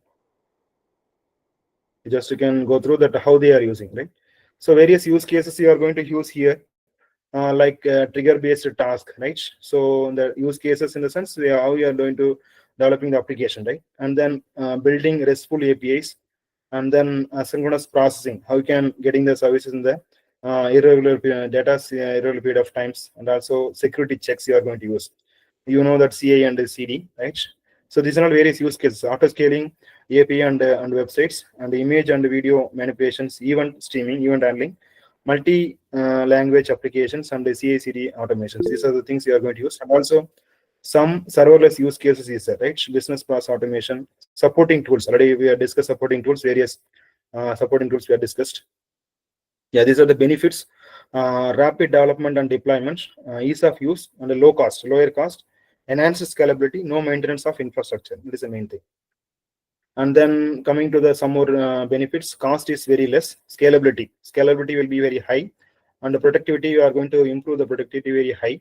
So coming to the some more benefits, that same information is given here. Once you can go through, once you can see this, and you can able to get the ideas easily. That will be UI UX, that user interface, more time, and you can supporting for UI and UX, that very flexible, you can support it, the serverless architecture. User interface designing and user interface expansible, right? Simple deployment, right? Easily can do it everything. Plug that Eclipse manner can able to develop the code, everything. So main top benefits like these are things: no infrastructure management, dynamic scaling, faster time to market, improved resource usage. These are the main benefits. This some more benefits. So coming to the limitations, I already told you that control over your infrastructure. So there is limitation only, right? We are not having the full control. The infrastructure, everything is provided by some other third party, right? Designing for your long running server application and all, we are not able to provide here. So far, once you are coming for the long running application and all, we can go for the containers. So avoid vendor lock-in. As I told you, that particular lock-in. So which some of the product, some of the company, if suppose you are not providing the product or something in time, means there will be vendor lock-in problem will come, right? So far, once you are coming to the near, once you are getting to know, that time itself we can avoid that particular product and all you can using in your application. Cold start problem already I told you. So implement a shared infrastructure. That is the main thing that you can use it, right? Pros and cons, and also same only. Yeah, strict constraint, vendor lock-in already told you. So challenges, yeah, these are challenges already on loss of control, security, performance impact, right? Vendor lock-in I told you. Testing also can challenge only. So here you can using for the development and a single vendor, proprietary working. A vendor lock-in or proprietary lock-in or customer lock-in, everything is same only, right? I think that's all. Fine. Any clarification you can ask. Challenges of serverless, these are challenges: cold start, monitoring and debugging, vendor lock-in, security concern also can, some of the times you can security problems will come, limited control, stateless one. So that's all. Thank you all.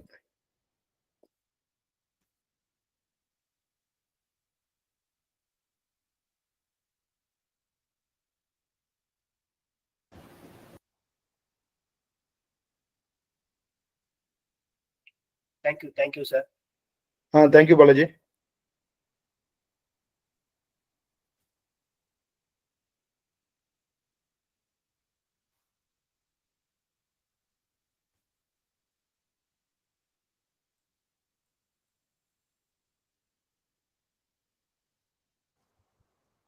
Thank you, sir. Thank you for your informative and engaging session. And we appreciate the time you took to share your knowledge with us, sir. Thank you. Thank you, ma'am. Thank you, Balaji, sir. Thank you all. Thank you to the management, professors, all the professors, all the management team. Before we conclude, does anyone have any questions or doubts? Kindly clarify with sir.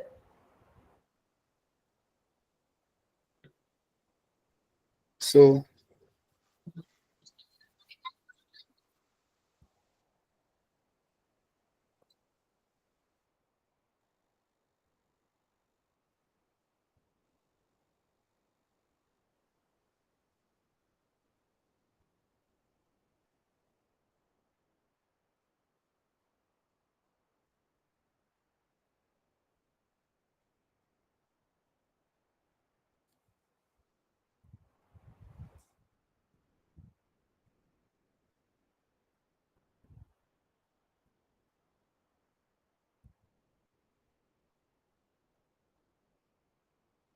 Participants, anybody having any questions or queries?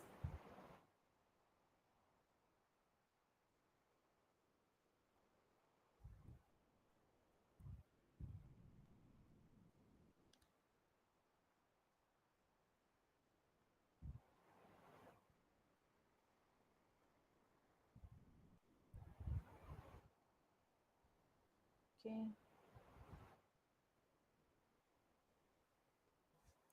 Okay. Participants, I kindly request everyone to turn on your camera for group photo.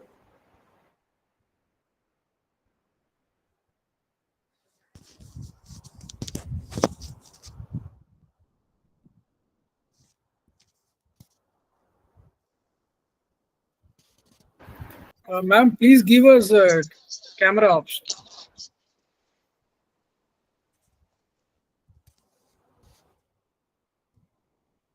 Okay, sir.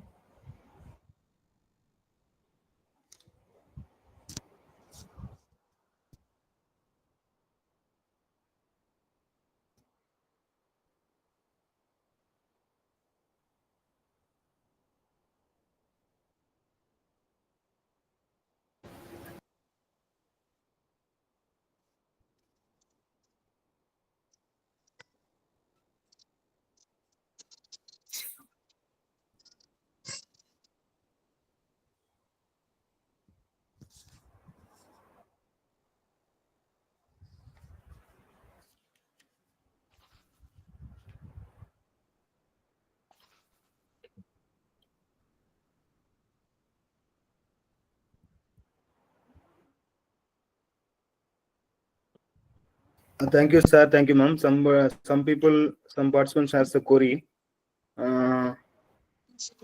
Actually, initially I didn't turn it clearly that camera. So for my camera, I thought my camera is not working. So far, I'm not able to switch on the camera. Okay, fine. I think no query. So how to choose between AWS Lambda, Google function, Microsoft Azure function. So based on your depends upon your platform, depends upon your project, depends upon your whichever the code, whichever the application we are going to develop. Based on that, you can choosing your things.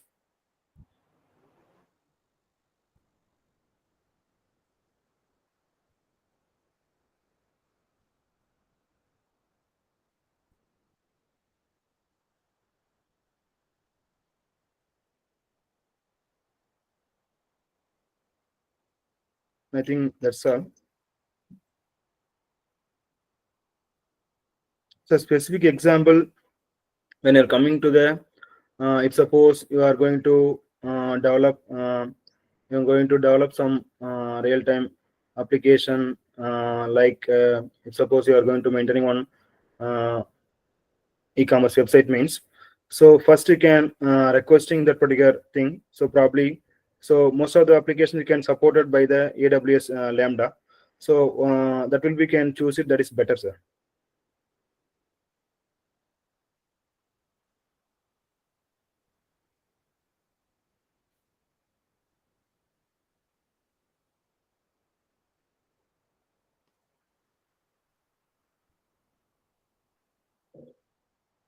Sir, as you one person, Durga Prasad, as you are into blockchain, can you have any research ideas in blockchain using cloud, please? So that will be upcoming new research area in the blockchain with the serverless application. So blockchain initially started. So far that when you're coming to this particular blockchain with the cloud, that is a new research one that you can better you can choose it, sir.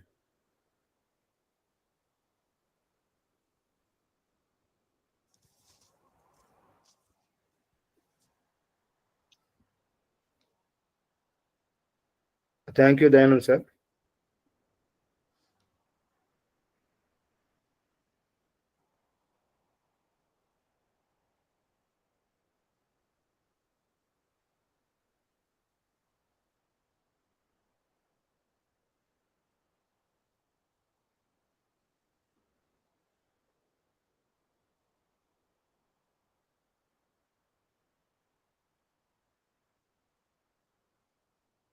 Thank you all.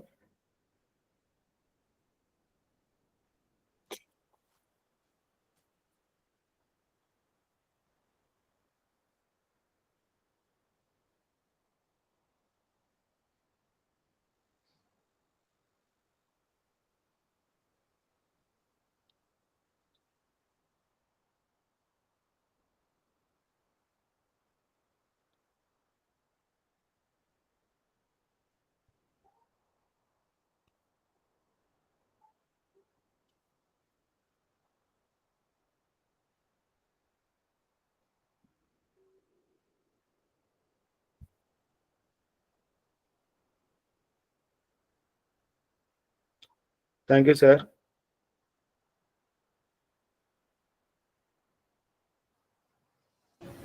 Thank you, sir. Thank you, Balaji sir. Thank you, entire team, your team. Thank you. I very much thankful to technology. Always my thanks, sir. Thank you, sir. Thank you. Thank you, ma'am. Thank you for all. your attention. And looking forward to welcome you all tomorrow with the same enthusiasm. Thank you all. Thank you.